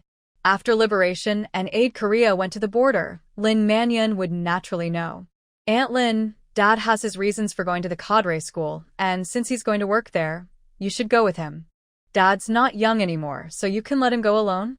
Wan Chichi frowned, her tone slightly accusing. Lui followed up by saying, she definitely doesn't want to go. Which concubine is willing to suffer with the master? Everyone will flee when disaster strikes. Aunt Lin is definitely not that kind of person. She and Dad have been together for more than 20 years and have given birth to 2 sons. How could she be someone who can only share the good times but not the bad times? Chi-Chi, you have not dealt with my stepmother enough. She is just that kind of person. Look, she definitely won't go to the cadre school. The two of them sang the same tune and successfully persuaded Lu Dishing. Lu Dishing had not originally planned to let Lin Mannion go with him, but these 2 rebellious sons kept talking to each other, which made him suspicious. Could it be that Lin Mannion really could not share the hardships? Lin Mannion's face became paler and paler, and he felt extremely conflicted. She didn't know what Lu Dishing's current situation was. If he could make a comeback in the future, she would definitely have to find another way. But if Lu Dishing still has a chance to get up, she must coax him. But she was really unwilling to go to the cadre school to work. Lin Mannion hated Wan Chi-Chi and Lu Yi to death. Lu Dishing hadn't even asked her to go, but these 2 little beasts put her on the spot and forced her to express her opinion. Why doesn't God strike them to death? Lu Dishing waited for a long time, but Lin Mannion didn't express her opinion. His eyes gradually turned cold. I certainly won't let your father go to the cadre school alone. I can't rest assured. I will definitely follow him. Lao Lu, what exactly did you do wrong? Is there no chance of compromise? Lin Mannion forced a smile and said that she would first appease Lu Dishing and then slowly investigate the matter later. If Lu Dishing really had no chance of recovery, she would definitely find another way. Don't ask me about work. Since you want to follow me, go pack your bags. Lu Dishing's face was very cold. He saw all of Lin Mannion's struggles just now. When he got into trouble, the first thing his partner did was to weigh the pros and cons, which made him feel disappointed. Lu Dishing, who was holding back his anger, did not tell the truth, intentionally wanting to make Lin Mannion anxious for a few more days. Old Lu, I heard that the conditions at the cadre school are not very good. We need to prepare more things. Give me the remaining money, and I will go buy them. Lin Mannion took the opportunity to ask for money and felt better. Even if Lu Dishing never makes a comeback, with this money, she can live a good life for the rest of her life. It's all gone. Lu Dishing answered very simply. Snap, another sound of porcelain cracking was heard. Frightened, Lin Mannion knocked over another bowl. She didn't even feel the broken porcelain pieces breaking her skin. She was so angry that she yelled, Lu Chuancao's deficit is only over 3,700 yuan. How could she have spent it all? Old Lu, are you kidding me? When did I ever say anything funny? I spent the money, so what? Do you want to check the accounts? Lu Dishing also became angry. He is the head of the family, so how could he not have the right to spend money? 16,000 Lu Dishing. Who did you give the money to? Did you give it to them? Lin Mannion didn't believe that the money was all spent. 16,000 yuan. Even if she went shopping nonstop for 24 hours, it would be impossible to spend it all. She pointed at Lu Yi and Wan Qiqi angrily and questioned Lu Dishing loudly. Yes, I gave it to my son. It's only natural for me to give money to my son. Do you have any objection? Lu Dishing admitted it with confidence. Lin Manyun's face turned pale with anger. She pointed at Lu Yi and yelled at Lu Dishing. Why did he spend my money? I saved that 20,000 yuan by cutting down on my expenses. Why did you give it to him? That's my money. Lu Dishing, give me back my money. Snap, a loud slap in the face. The slap marks from the previous few days on Lin Manyun's face had just disappeared, and a new red slap mark appeared on her face, which was caused by Lu Dishing. He's my son. Why can't I give it to him? Lin Manyun, you have to understand this clearly. The father has the final say in this family. The slap he wanted to give in Jiangqing finally happened at this moment. Lu Dishing felt relieved at last and scolded Lin Manyun so much that she was mad. Darn it! Why didn't he see the true vulgar and materialistic nature of this woman before? Otherwise, he would definitely not marry her. Lin Manyun was beaten so hard that she was speechless for a long time. Aunt Lin, you have a big problem with your thinking. Lu Yi is my father's biological son. It is only natural for a son to spend his father's money. What's more, this money is earned by my father. Why do you have such a big problem with him spending his own money? Do you really want to use this money to support a gigolo? Wan Qiqi spoke in an unhurried tone, but every word was heart-piercing. I told you the concubine is hoping that the master will die soon. She spends my father's money to support a gigolo and feels so comfortable. Lu Yi added sarcastically. Lin Manyun was so angry that her mind became clear and she wanted to curse back, but Lu Dishing didn't give her a chance. If you don't want to go to the cadre school, get a divorce. Lu Dishing's tone was very cold, and the look he gave Lin Manyun was even colder. Lin Manyun's body trembled involuntarily. She thought for a long time and decided to take another gamble. After all, she was not young anymore, and she would not be able to find a good man after the divorce, so she might as well take a gamble. 3 days later, Lin Manyun and Lu Dishing went to a cadre school in the suburbs, which was actually a farm. They had to work every day digging, planting, carrying earth, etc. The labor intensity was not small. After only 1 day of work, Lin Manyun complained bitterly and began to think about quitting. I'm a bit stuck today, writing very slowly and updating late. Sorry, good night, I'm going to bed. The news of Lu Dishing going to the cadre school soon spread throughout the military region. There were all kinds of versions, but the most common one was that Lu Dishing was implicated by Lu Chuancao's family and fell. And there will be no chance of recovery. After all, Lu Chuancao's family had committed serious crimes, including corruption and bribery, being an enemy spy, stealing military merits, and annihilation, all of which were capital crimes punishable by death. Even though Lu Dishing was the commander, he could not stand having a group of people who held him back, so he was sent to a cadre school for reform. I'm already so old. I guess I can't turn things around. Let's not talk about whether we can turn over or not. The cadre school is very hard. We have to do physical labor from morning to night. Commander Lu is so old, I'm afraid he can't bear it. The old leader of my brothers and sisters unit was so exhausted that he fell ill within half a year of working in the cadre school. Alas, children are all debt collectors. Commander Lu is such a good man, but he was ruined by his disappointing daughter. Downstairs in the family building, 7 or 8 military wives were discussing the matter heatedly. Some sympathized with Lu Dishing, while others gloated over his misfortune. After Ji Xianglian learned about this, she was so happy that she cooked an extra meat dish in the evening to celebrate. After she sent out her letter of denunciation, there was no further news and she thought there was no hope, but unexpectedly, there was a sudden turn of events and old man Lu fell. Ha ha ha. God finally opened his eyes. Wan Qiqi and Lu Yi, these two zitches, let's see how they can continue to show off their power. When Captain Su got home from work, he was surprised to see his wife smiling. Ever since Lu Ye's madness, his wife had been unhappy and had a gloomy face at home. She hadn't smiled for a long time. What's the good news? Captain Su also saw a plate of lettuce fried with bacon on the table and couldn't help asking, "Wash your hands and eat." Ji Xianglian smiled, considerately gave him some hot water for washing his hands, and went to get 4 bowls of rice. It must be some good news. Did you get a raise? Captain Su was feeling itchy and had no appetite, so he kept asking. Commander Lu has fallen and Lu Yi and Ruan Qiqi will also be in trouble. Let's see how arrogant they can be.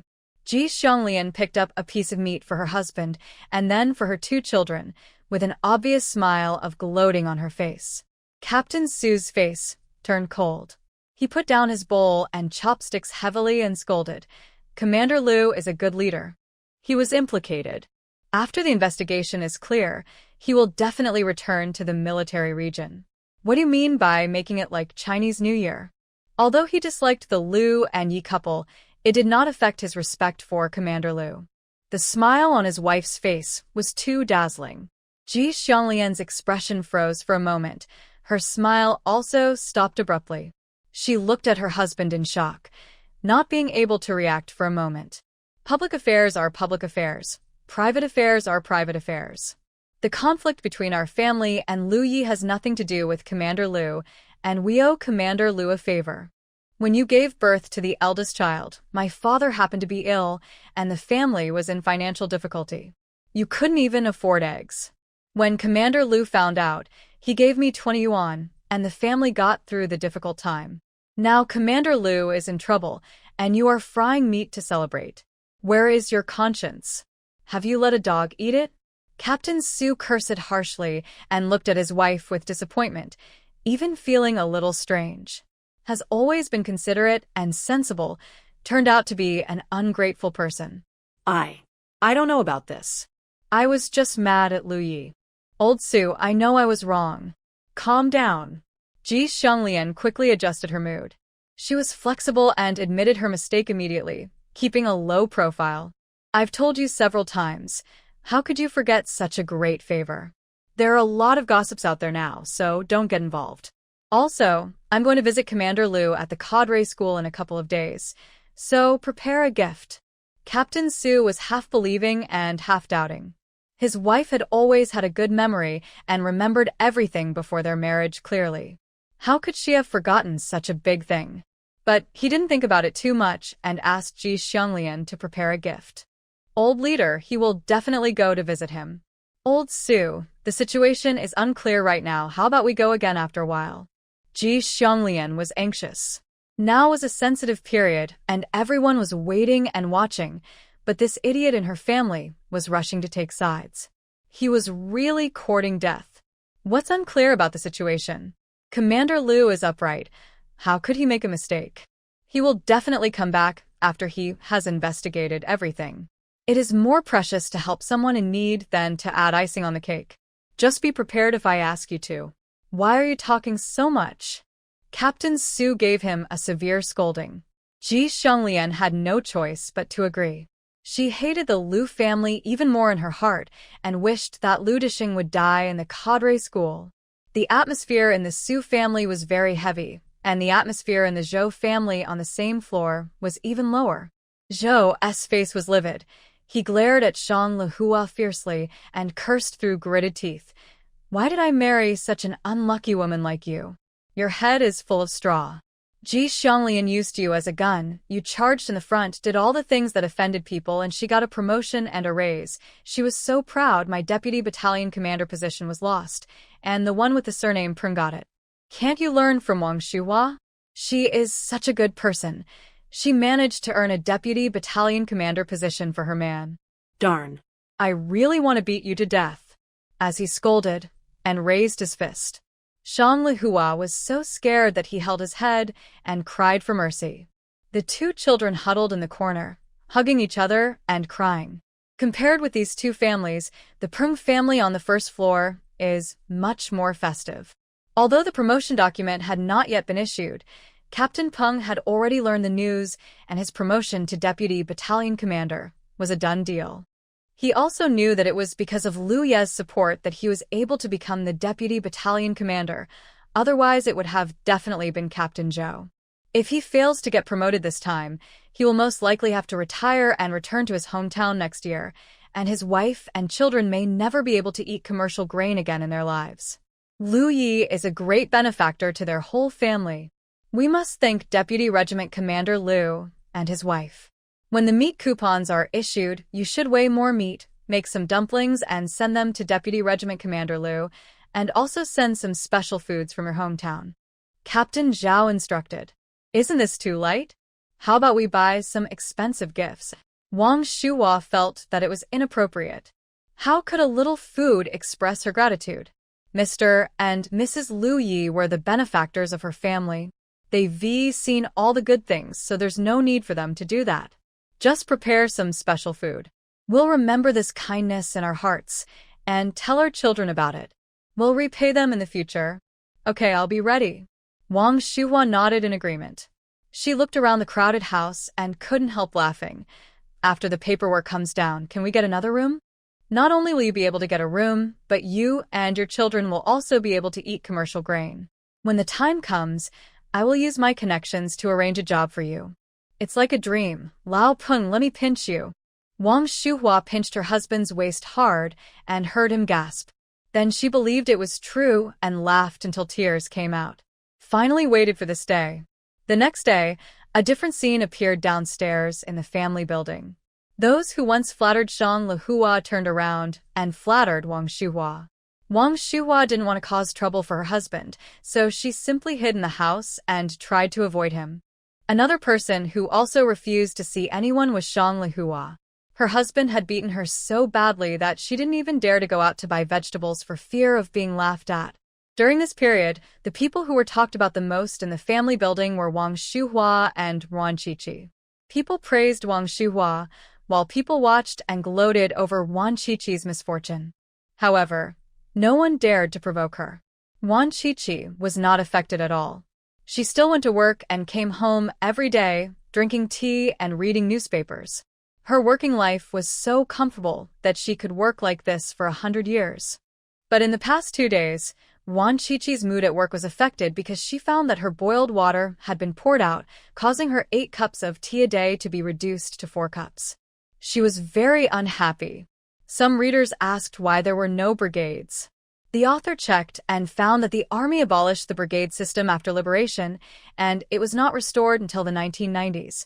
Wan Qiqi drinks 8 cups of green tea every day to clear away heat, detoxify, beautify the face, and improve eyesight. She drinks 4 cups in the morning and 4 cups in the afternoon. She then goes to the toilet 4 or 5 times and reads 3 or 4 newspapers. She happily finishes her work day. Every morning when she went to work, she would get a thermos of boiling water, just enough for the whole day. There are 8 people in the propaganda department, all in one office, but Wan Qiqi has only met 5 of them so far. One female colleague is on maternity leave, and another middle-aged woman is on sick leave. These 5 people include the head of the propaganda department, the deputy head, and 3 ordinary staff members who are more pretentious than the head. One of them is called Qi Huaimin, who is in his 50s. He is the oldest person in the propaganda department and has the longest working experience.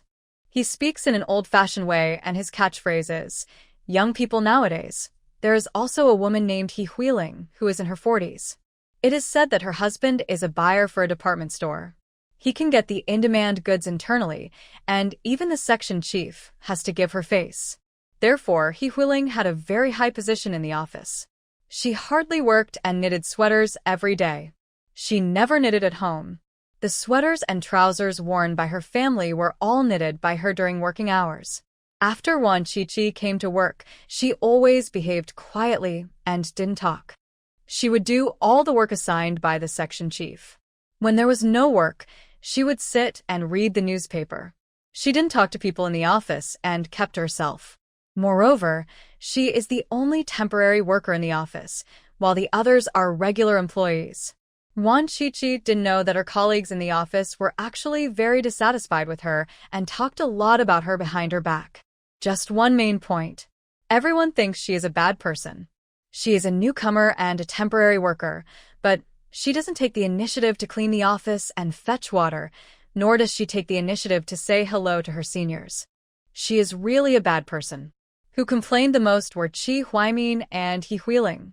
However, they were just whispering behind the scenes because they hadn't figured out Wan Qiqi's background. Anyone who could enter the propaganda department must have a background, and they were afraid that Wan Qiqi's background was too strong and they couldn't afford to offend her. In a blink of an eye, Wan Qiqi had been working for a week. He Huiling also found out some information and began to look down on Wan Qiqi. He's a relative of Director Lin's from his hometown.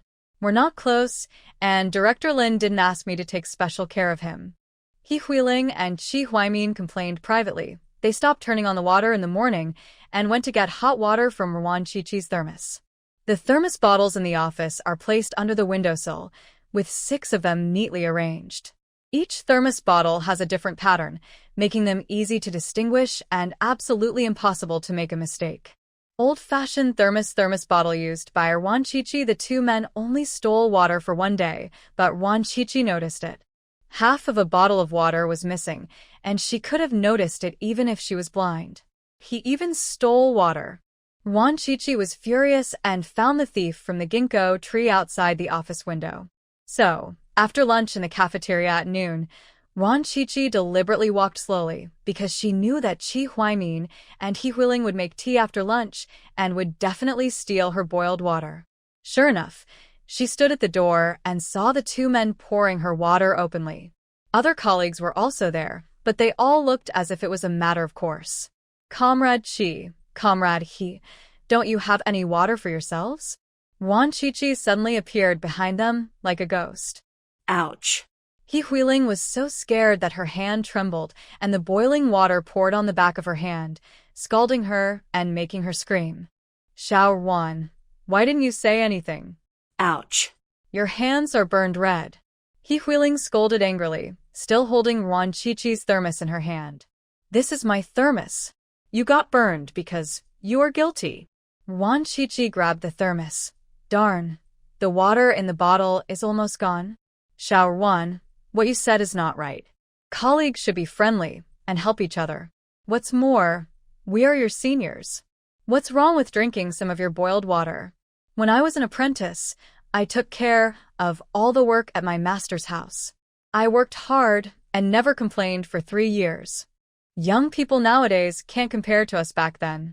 Don't talk about your past, Master Chi. When I first started working, I took the initiative to do all the work in the office, such as turning on the water, wiping the tables, and sweeping the floor. We were very sensible back then, unlike the young people today, huh? He Huiling glanced at Wan Qiqi, almost mentioning her name.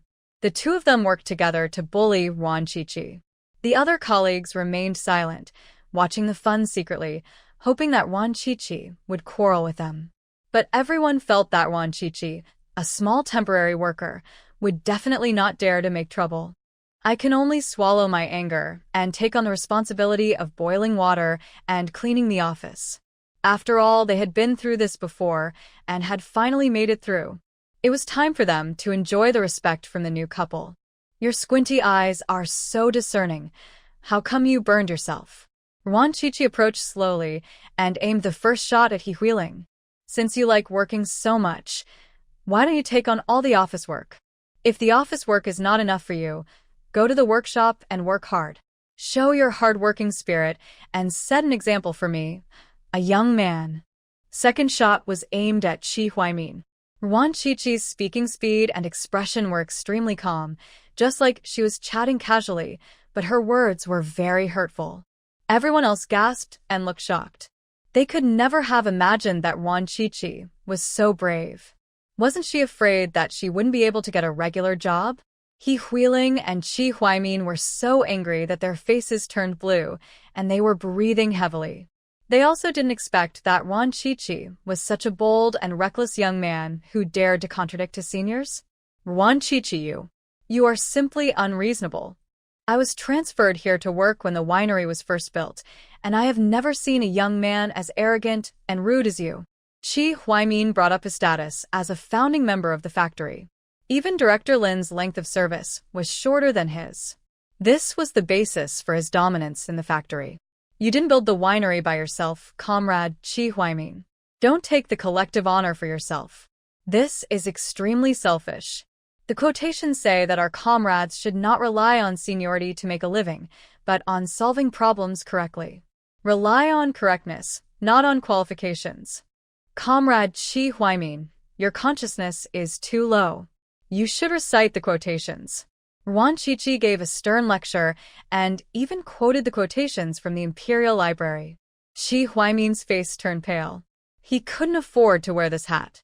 Yuan Qiqi was such a vicious sitch. He really wanted to refute with a quotation, but he couldn't think of a suitable one for the moment. His brain seemed to be stuck. He was so anxious that his face turned even paler and his forehead was covered with sweat. He Huiling felt apprehensive. This little zitch was eloquent and could recite quotations. She definitely couldn't recite them as well as she could. She had to think of a foolproof way to severely punish this little zitch. Yuan Qiqi fought 2 against 1 and left the 2 old foxes speechless. The other colleagues also became wary of her and dared not underestimate her. But the next day, Yuan Qiqi found that her boiled water was still decreasing. Darn it! It's time to go crazy. The next morning, Yuan Qiqi was not in a hurry to go to work. She asked Lu Yi to catch the first urine of the morning. Qiqi, now that we've got the call, what do we do next? Lu Yi asked. Pour it into this kettle. Yuan Qiqi pointed at the thermos, which she would take to the factory later. Qiqi, is there anyone bullying you in the factory? Lu Ye's face darkened. His Qiqi was such a good person. She must have been bullied. Otherwise, why would she urinate in the thermos? It's okay, just go to work. Yuan Qiqi was very calm. How could those 2 old foxes possibly bully her? Lu Yi didn't ask any more questions. He went to the winery to find out who was the blind guy. Qiqi, it's not full. Lu Yi shook his head, feeling a little regretful. He should have drunk more water last night. Add some boiling water. Become. Lu Yi happily went to add boiled water, and after it was full, he filled the village. They had breakfast. They went to work separately. When Yuan Qiqi arrived at the office, she placed the thermos under the windowsill, quietly read the newspaper, and had a plate of spiced melon seeds before happily going to work. People in the office arrived one after another. Chi Huaimin's desk was right across from Yuan Qiqi. He deliberately walked past her, enamel cup in his hand, and went to the windowsill to pour water. What he took was Yuan Qiqi's thermos. Là au cuit, pour me somme. He Huiling handed over an enamel cup with some tea leaves in it. They both loved drinking tea, and the inner wall of the cup had turned brown. Chi Huaimin poured her half a cup, then poured himself a cup, covered it with the lid, and returned to his seat to read the newspaper. Yuan Qiqi didn't say anything. Chi Huaimin and He Huiling were very proud of her, thinking that she was scared. Chi Huaimin picked up the cup, opened the lid, blew away the tea leaves on the surface, and started drinking tea. Knock, knock, knock. Yuan Qiqi was happily eating melon seeds, her eyes smiling into crescent shapes. Huh? Chi Huaimin took a sip of tea and felt that the taste was strange. Why did it have a fishy smell? Why does the water taste weird today? He Huiling started yelling. She had just drunk it too. No, just like usual. The section chief responded. I drink just like usual, said the deputy section chief. I'll try some more. He Huiling took another big sip in disbelief and held it in her mouth to savor it. The more she tasted it, the more it tasted. No, it's different, very lovely. She said this with certainty after she had swallowed her tea. I also feel very lovely when I drink it. Chi Huaimin also took a big sip, and after tasting it carefully, he was very sure that it tasted good. Everyone else found it strange and ran over to look at their tea. There was nothing wrong with the color of the tea, but the smell was indeed a bit pungent. This smell is very familiar, a bit like. Several people looked at each other, not daring to speak. Which bottle of water did you pour? Asked the section chief. He Huiling nodded towards Yuan Qiqi, and the section chief understood and asked Yuan Qiqi, Shaowan, where did you get the hot water? At home. Yuan Qiqi picked up the cup and took a big sip of tea. Her desk, not under the windowsill. There is boiled water in the factory, so you don't need to bring it from home. The section chief had some guesses, but he felt it was unlikely. Ruan Chi was just a little girl, so she shouldn't be so crazy, right? Chief, this bottle of boiled water is from the factory, and that bottle is the medicine I brought from home. It's Huilong decoction. Ruan Chi explained with a smile. Chi Huaimin and He Huiling both turned pale. They actually drank the medicine. No wonder it tasted so strange. All medicine is poisonous. Ruan Chi must have done it on purpose. Why didn't you tell us it was medicine when we poured it? He Huiling accused angrily. I didn't see it. Don't worry, everyone can drink the dragon soup this time. It strengthens the body, clears blood and heat, and is very nutritious. Ruan Chi smiled even sweeter and spoke in a very sincere tone. Everyone believed her and became curious. What medicinal ingredients are used in Huilong decoction? The section chief asked for leave sincerely. As he reached middle age, he felt increasingly powerless and wanted to drink some tonic to strengthen his body. The others also pricked up their ears. They also wanted to get some tonic. Everyone has the raw materials. Drink a cup of tea before going to bed, and the first urine you excrete in the morning is Huilong soup. Drinking it can prolong your life. Ruan Chi answered enthusiastically. Everyone's expression changed, and they looked at her with indescribable eyes. Huilong soup sounds very fancy, but it turns out to be urine. This newcomer, Xiao Wan, seems to have a weird head. Chi Huaimin and He Huiling looked unhappy, and their stomachs were churning. Could it be that what they just drank was Ruan Chi's urine? It's not mine, it's my man's. He's young and strong, and his young energy is particularly strong. My man's Huilong soup is definitely a great tonic. Do you want to drink it in the future? If you still want to drink it, I will definitely show the spirit of friendship and mutual assistance among colleagues and take the trouble to bring it from home every day. Ruan Chi's voice rang out in time and resolved their doubts, but it did not comfort them, but made them even more disgusted. Vomit. He Huiling covered her mouth and rushed out, followed by Chi Huaimin. Both of them went to the toilet to vomit. The section chief frowned, feeling helpless. He had thought Ruan Chi was a quiet and timid person, but he never expected that she was such a lawless lunatic. Who in their right mind would pee in a thermos? And they even named it Huilong soup. How crazy. Chief, this is not my fault. They wasted my bottle of tonic. I feel wronged. Ruan Chi complained with an innocent look on her face. After drinking at home, don't bring it to work. Not only Huilong decoction, but other tonic medicines are not allowed to be brought to the office, and poison is definitely not allowed. The section chief is worthy of being the section chief. He not only has a unique vision but also is forward-looking. He cut off Ruan Chi's path in advance. No. Ruan Chi agreed obediently. He Huiling and Chi Huaimin came back pale and staggering as they walked. They vomited violently and even vomited bile, but they still felt very nauseous. Is Huilong decoction effective? Ruan Chi smiled sweetly at them and asked maliciously. Just wait for me. He Huiling gritted her teeth and threatened in a low voice. Ruan Chi rolled her eyes. Just wait. Is she afraid? Chi Huaimin didn't even have the energy to curse. He glared at Ruan Chi fiercely and returned to his seat. But when he saw the remaining half cup of Huilong soup, he felt nauseous again. He dry heaved several times, but didn't vomit anything. However, he made himself very tired. After the Huilongtang incident, Ruan Chi was isolated by everyone in the office and became a marginal figure in the propaganda department. Only the section chief and deputy section chief spoke to her, and everyone else kept their distance from her. Ruan Chi was very satisfied with the result. Only cattle and sheep need to travel in groups, but strong people like her always walk alone. In a blink of an eye, it had been a week since Lu Disheng went to the cadre school. It was Sunday when they had a day off. Ruan Chi and Lu Yi went to the cadre school, mainly to see how miserable Lin Manyan was. However, after they arrived at the cadre school, they found that Lin Manyan was bedridden and did not even have the energy to cook. After Lu Disheng came home from work, he still had to cook for her. One more update. In just 1 week, Lu Disheng became darker, thinner, and looked much older, but he was still in good spirits. Ruan Chi and the others arrived. Lu Disheng was making lunch. He cooked some noodles and fried 2 eggs. one for him and one for Lin Mannion. He only knows how to cook instant noodles, and ever since Lin Mannion fell ill, he has had instant noodles for 3 meals a day. Have you eaten yet? Lu Disheng was putting food into the pot, his face shrouded in the rising white steam, and his back seemed to be even more hunched. He was carrying earth in the morning, with his trouser legs rolled up, one higher than the other.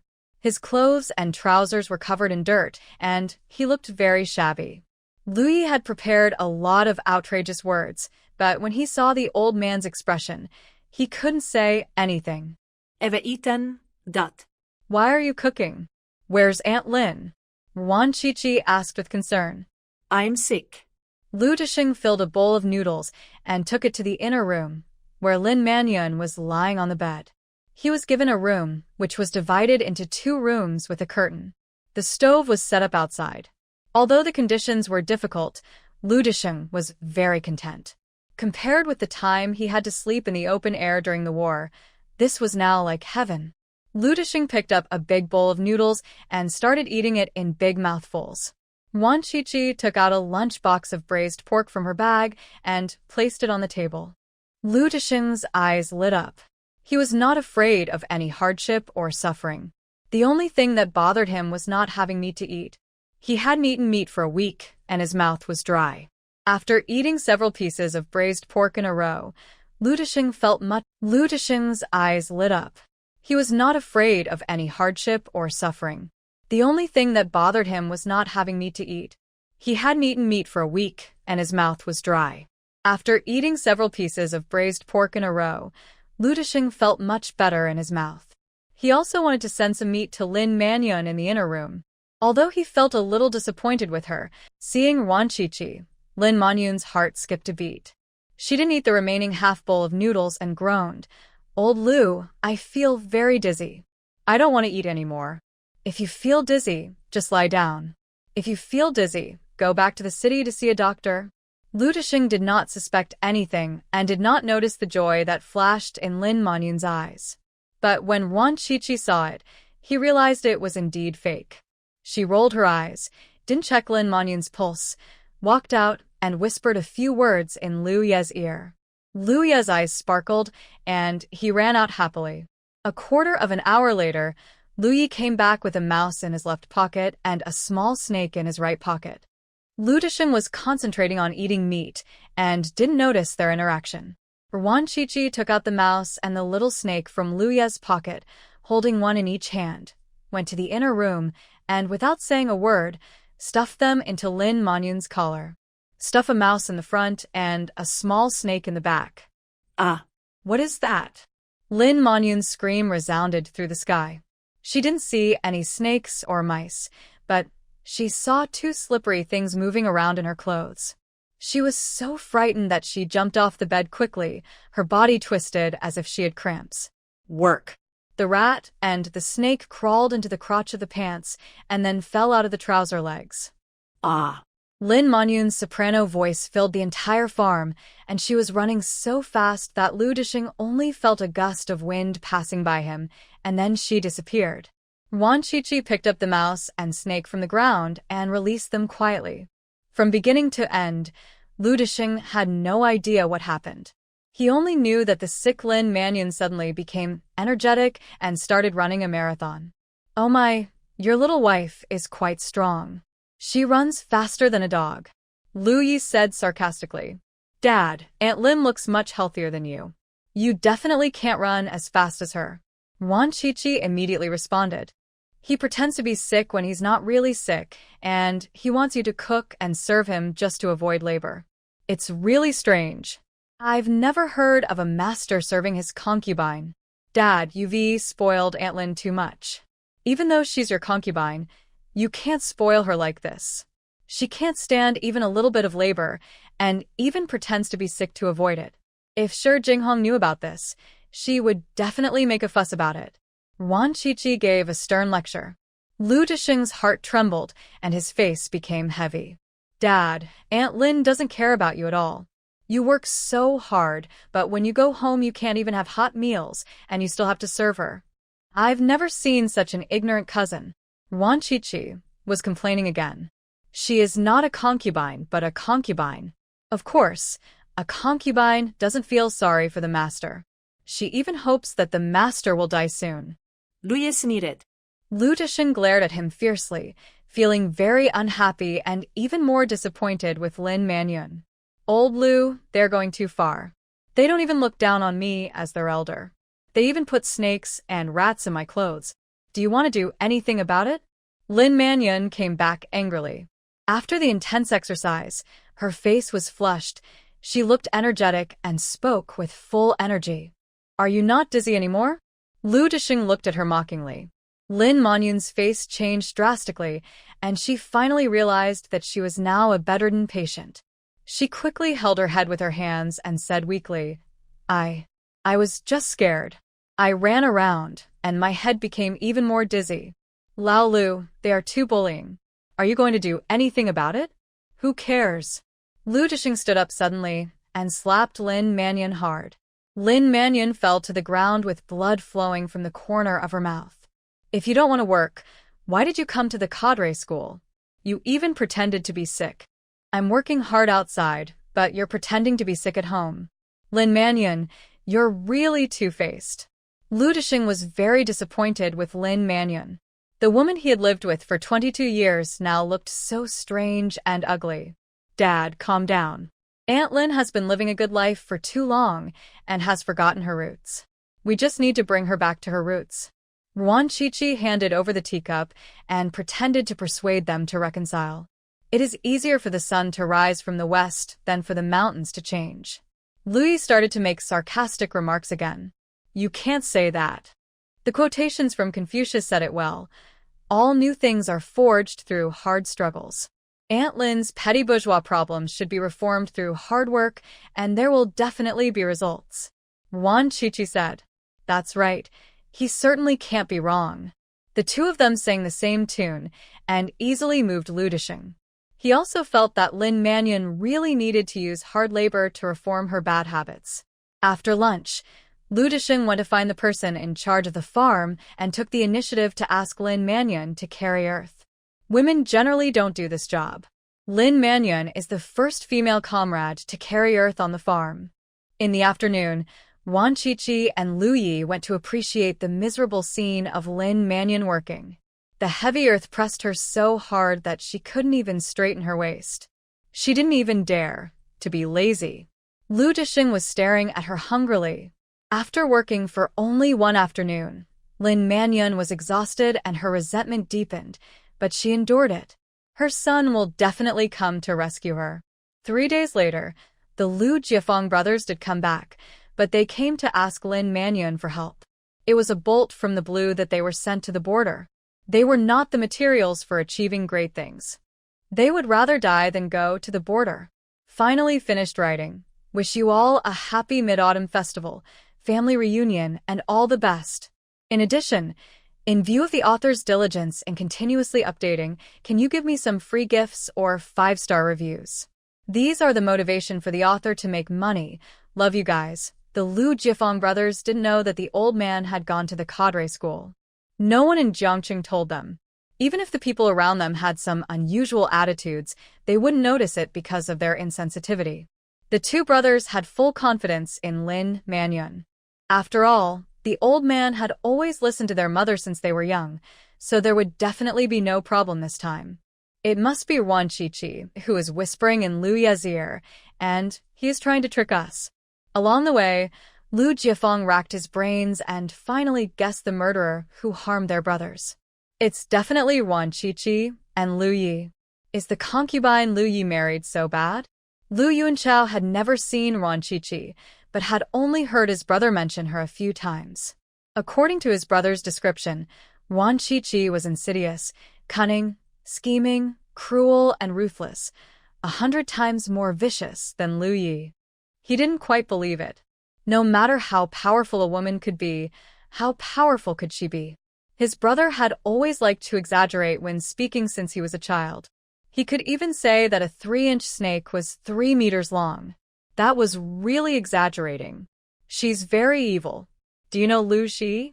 Ruan Chichi is just as vicious as her. Lu Jiefeng used historical figures as examples, but Lu Yuanchao didn't understand and asked in a confused manner, "Who is Lu Ji? What bad things did she do?" Lu Bang's guest chopped Lu Bang's concubine into a human pig. How evil. Who is Lu Bang? What is a human pig? Duck. I told you to study hard, but you didn't listen. I'm talking to a cow.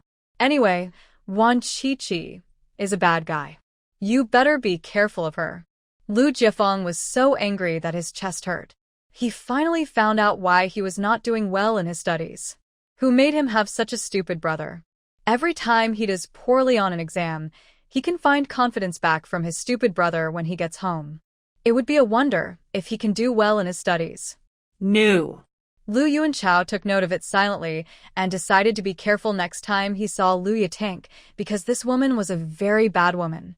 The two brothers don't look alike. Lu Jiefeng has fair skin and handsome features and looks more like Lin Manyun. Lu Yuanchao is almost exactly like Lu Disheng, except that his eyes reveal clear stupidity and he lacks Lu Disheng's murderous aura. The two brothers hitched a ride with the army and arrived in Tanzhou when it was almost dark.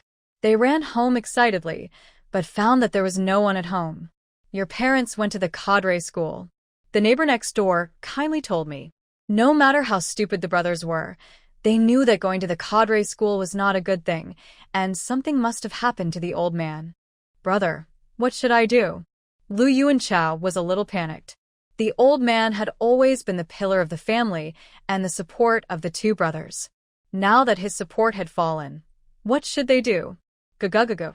Lu Yuanchao pressed his stomach hard. He had a big appetite and had digested his lunch long ago. Lu Jiefeng was also hungry. Let's eat first. Do you have money?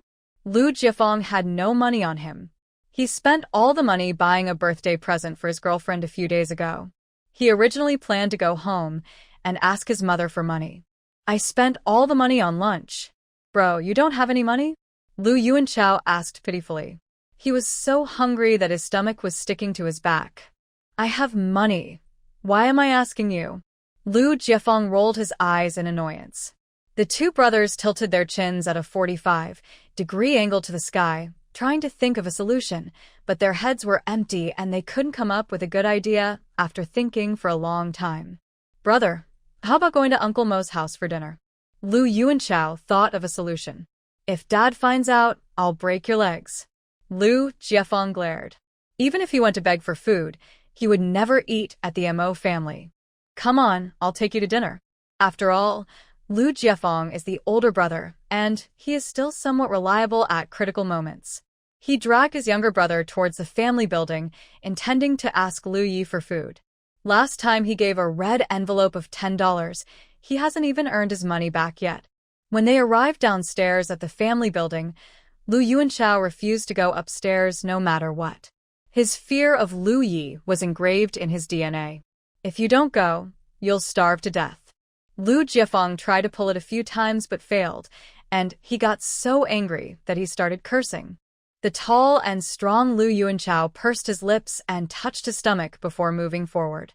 Even if he was beaten to death by Lu Yi, he had to eat before continuing on his journey. Wan Qiqi was cooking in the corridor.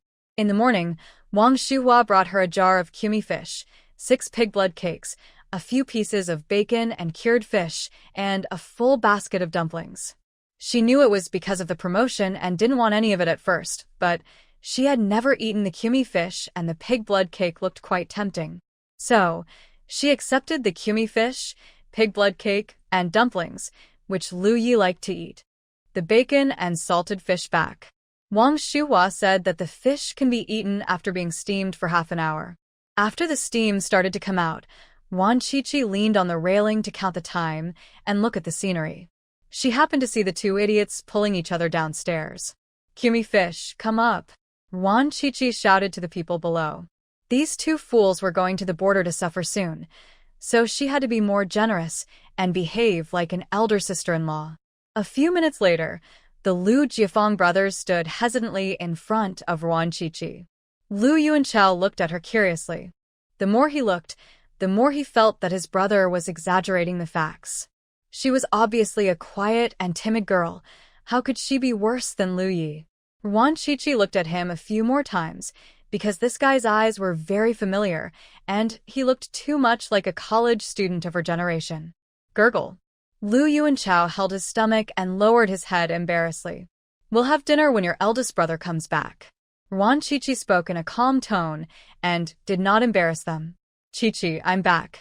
The voice was heard before Lu Yern arrived, and then he appeared at the entrance of the corridor. Lu Yuanchao shuddered violently and raised his legs reflexively, trying to escape. He was grabbed by Lu Jiefeng. Eat until you are full before running. Oh. The two brothers have a tacit understanding and can communicate through eye contact. Lu Yi was not surprised to see them. Calculating the time, these two guys should have received the notice of transfer to the border, and they must have come back to cry to Lin Manyun. Wash your hands before eating. Lu Yi spoke. His voice was not loud, but the two brothers trembled again, went to wash their hands obediently, came back and sat down obediently, sitting more upright than elementary school students. The two very hungry people were quickly conquered by the delicious food and wolfed down the rice. Wan Chichi cooked another pot of rice, which was just enough for them. The only thing these two guys have in common with Lu Yi is their appetite. They can eat a lot and finished all the food. Belch. The two brothers burped at the same time and prepared to say goodbye. Just as they stood up a little, they were frightened by Lu Ye's eyes and sat down obediently again. You must have known about my dad's going to the cadre school. Our family is in a precarious situation right now. You should keep a low profile and don't cause trouble for my dad. Wan Chichi said earnestly. Is dad no longer able to be the commander? Lu Jiefeng asked in a low voice, praying in his heart that his backer would not fall. That's not necessary. As long as dad can stand up to the organization's inspection, he can still come back. So, as a family, we must not hold dad back. Don't learn from your mom, who pretended to be sick to avoid labor in the cadre school and almost got caught. Wan Chichi said this while observing the reactions of the two guys. Lu Jiefeng looked very conflicted, wanting to make up his mind but not daring to. Lu Yuanchao was still pure stupidity. He hated to use his brain the most and just followed his brother. Wan Chichi secretly shook her head. These two guys really should go to the border to hone their skills. Otherwise, they would be worse than my son and too useless. Lu Yi drove them to the farm. Seeing their parents in dire straits, the eyes of the Lu Jiefeng brothers turned red with tears welling up in their eyes. They feel sorry for their parents' suffering. What's even more heartbreaking is that I've lost my support and can no longer just sit there and do nothing. Lin Manyun was carrying a load of soil and walking unsteadily.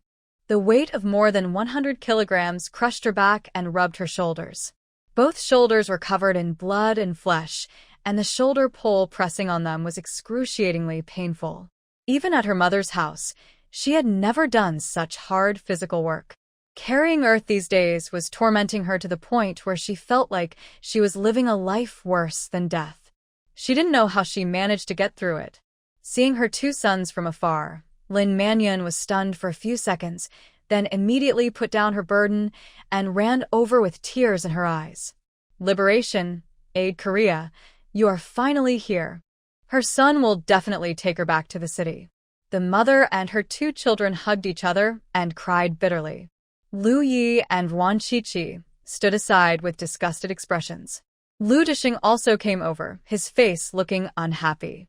Seeing his two sons being so nagging and disobedient, he couldn't control his temper and wanted to beat them up.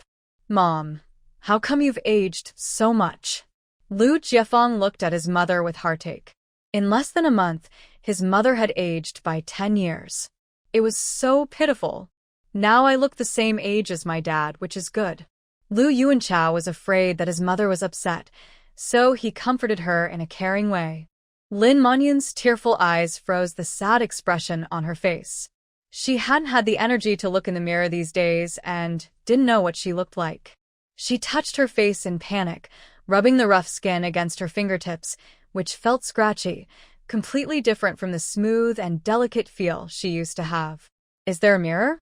Look at yourself for Mom. Lin Manyun looked for a mirror in the brothers' pockets, wanting to see what she looked like now. Give.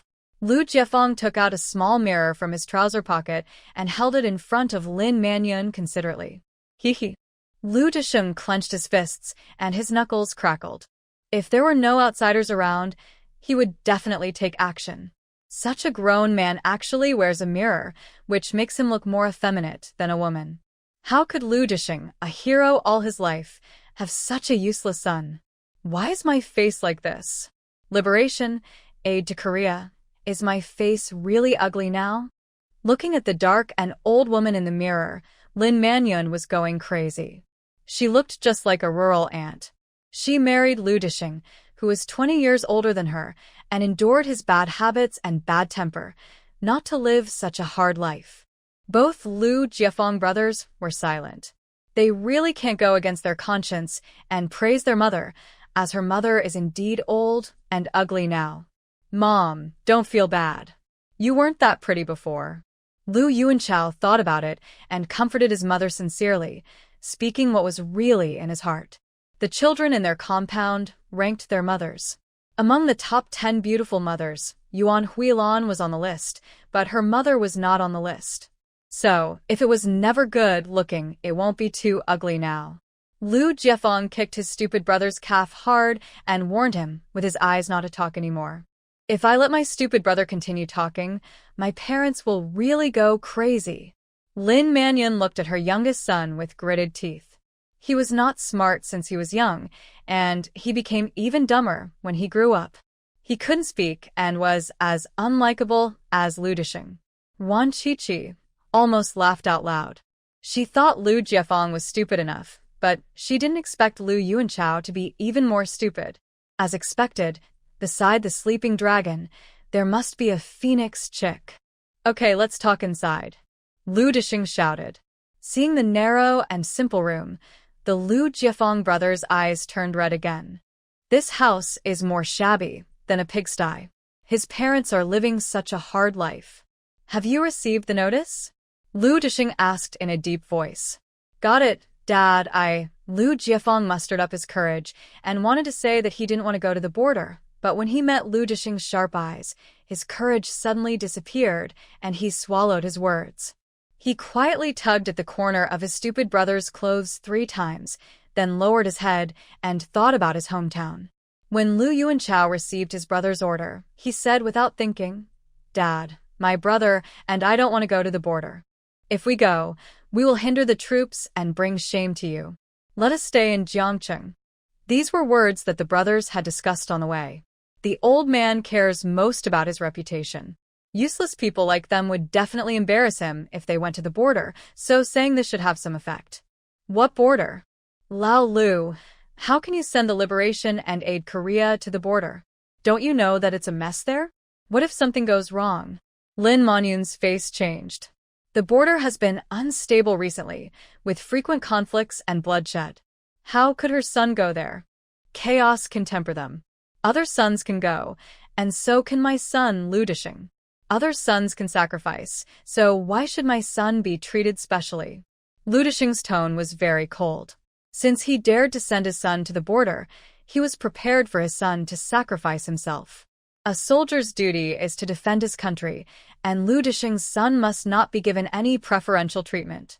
The Lu Jiefeng brothers turned pale. They originally thought that life at the border was just hardship, but they didn't expect that people would die.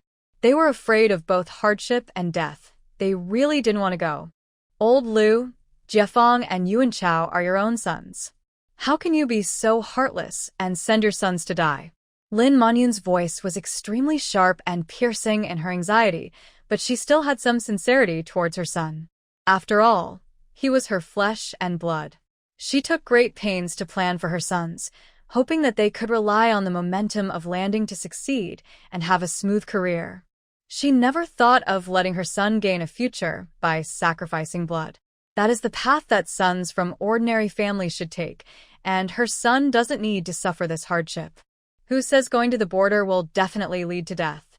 I have fought for decades, running through gunfire and hail of bullets, and I am still alive and well.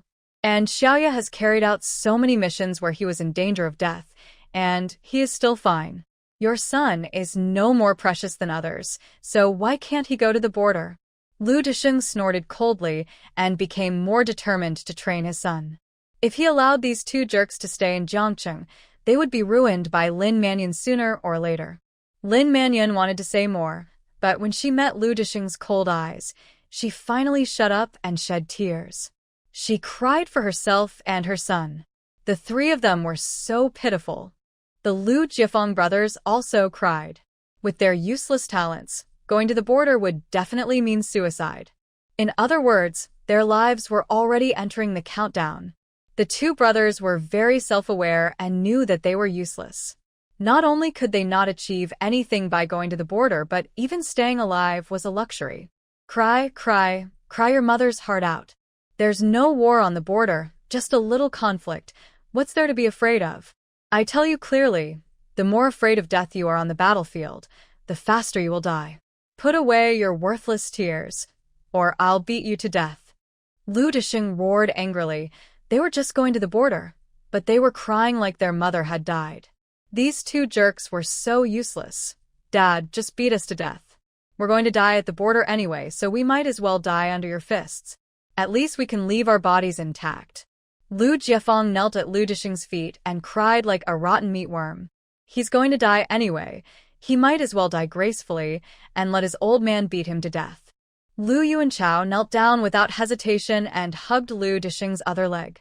The two tall and strong brothers, each hugging one leg and crying, looked miserable, but also a little funny. Wan Qiqi's mouth was almost twitching. She really didn't expect that Lin Mannion, such a black-hearted woman, could give birth to two silly little white rabbits. The veins on Lu Disheng's forehead bulged. Besides being angry, he also felt a little uncomfortable. It is said that a good father will have a good son, but not only did he have one, he had two. If he beat these two jerks to death, he wouldn't feel relieved. Dad, the liberation and aid to Korea just didn't make sense for a while. I'll come and try to persuade them. Wan Qiqi spoke at the right time. Lu Disheng sighed, looked at his two sons with disappointment, turned and left the house. He still had to go to work. The Lu Jiefeng brothers were also feeling bad. The look from their father just now was like a knife, piercing their hearts. Who doesn't want to be a son that makes his father proud? But this is not something that can be decided subjectively. They can only carry a load of 30 kilograms. If you force them to carry a load of 100 kilograms, they will either die or be disabled. If they had Lu Ye's ability, let alone reaching the border, even landing on the moon would be no problem. Subjectively, they want to go to the sky, but objectively, they even have difficulty digging into the ground. Well, Lu Disheng went to work. The atmosphere in the room was heavy, and there was the sound of Lin Mannion sobbing. Wan Qiqi whispered a few words into Lu Ye's ear. Lu Ye picked up one in each hand and carried the two brothers, who were still immersed in sorrow, out. Only Lin Mannion and Wan Qiqi were left in the room. I have a way to get you back to the city, but you have to do one thing. Wan Qiqi said directly. Lin Mannion wiped her tears, not believing that she would be so kind, and asked cautiously, "What's the matter?" It is very simple. Just persuade brother Lu Jiefeng to go to the border obediently. Wan Qiqi stated her request. She just suddenly thought of sowing discord between Lin Mannion and her two sons, and there should be a surprise. Lin Mannion sneered and did not agree. Then you'll work on the farm until you die. When you die, you'll be an old, ugly woman. Wan Qiqi looked at her sarcastically, certain that she would agree. Because what this woman loves most is actually herself, and the Lu Jiefeng brothers are just tools for her to consolidate her position. Once her own interests are involved, Lin Mannion will definitely be cruel enough to abandon her son. Sure enough, Lin Manyun's expression relaxed. She saw herself in the mirror, dark and old. She had become like this in just 1 week. If she worked for a few years, would she still look like a human being? Dad has already said that it's just a minor conflict on the border. It's not that dangerous. Lu Jiefeng and Lu Yuanchao will be back after a few years of training. What are you still hesitating about? Wan Qiqi's voice was like it was dipped in sugar, particularly tempting. Lin Mannion gritted her teeth, but before she made up her mind, an exquisite mirror appeared in front of her. It was clearer than Lu Jiefeng's mirror, and even the wrinkles at the corners of her eyes were clearly reflected. Every wrinkle turned into a knife and pierced into Lin Manyun's heart. She no longer hesitated and agreed to persuade her son. Wan Qiqi is right. There is only a conflict on the border, and it may not be dangerous. My son will be able to come back after a few years of training, and he can be promoted then. The most urgent thing now is to return to the city. She doesn't want to stay in this darn place anymore. Her son will definitely understand her. Outside the window, the Lu Jiefeng brothers squatted under the windowsill, with Lu Yi holding the back of their necks. They were forced to eavesdrop on what was happening around them, a corner that hurt their hearts. Although they really wanted their mother to return to the city, the brothers could not hold back their tears when they heard that their mother chose to persuade them to go to the border in order to return to the city. Mother just suffered a little on the farm. She wouldn't die, but they would really die if they went to the border. But their mother still gave up on them. The two brothers looked at each other with tears in their eyes, crying silently. Lu Yi bared his teeth and carried the two men away. Half an hour later, the mother and her two sons were sitting in the room talking. Lu Jiefeng and his brother were sad, while Lin Manyun seemed to be hesitant to speak. Liberation, aiding Korea, Mama's thought again and again. Your dad is old. He must not be able to stay on the farm all the time. You guys go to the border and work hard. If you can make meritorious service, your dad may be able to return to the city. Lin Manyun's words and actions were all for Lu Disheng. If the two brothers hadn't eavesdropped, they would have believed it and would have been deeply moved by Lin Manyun. But now, they felt it was ironic that their always loving mother had become a stranger in their eyes. Mom, if Yuan Chao and I die,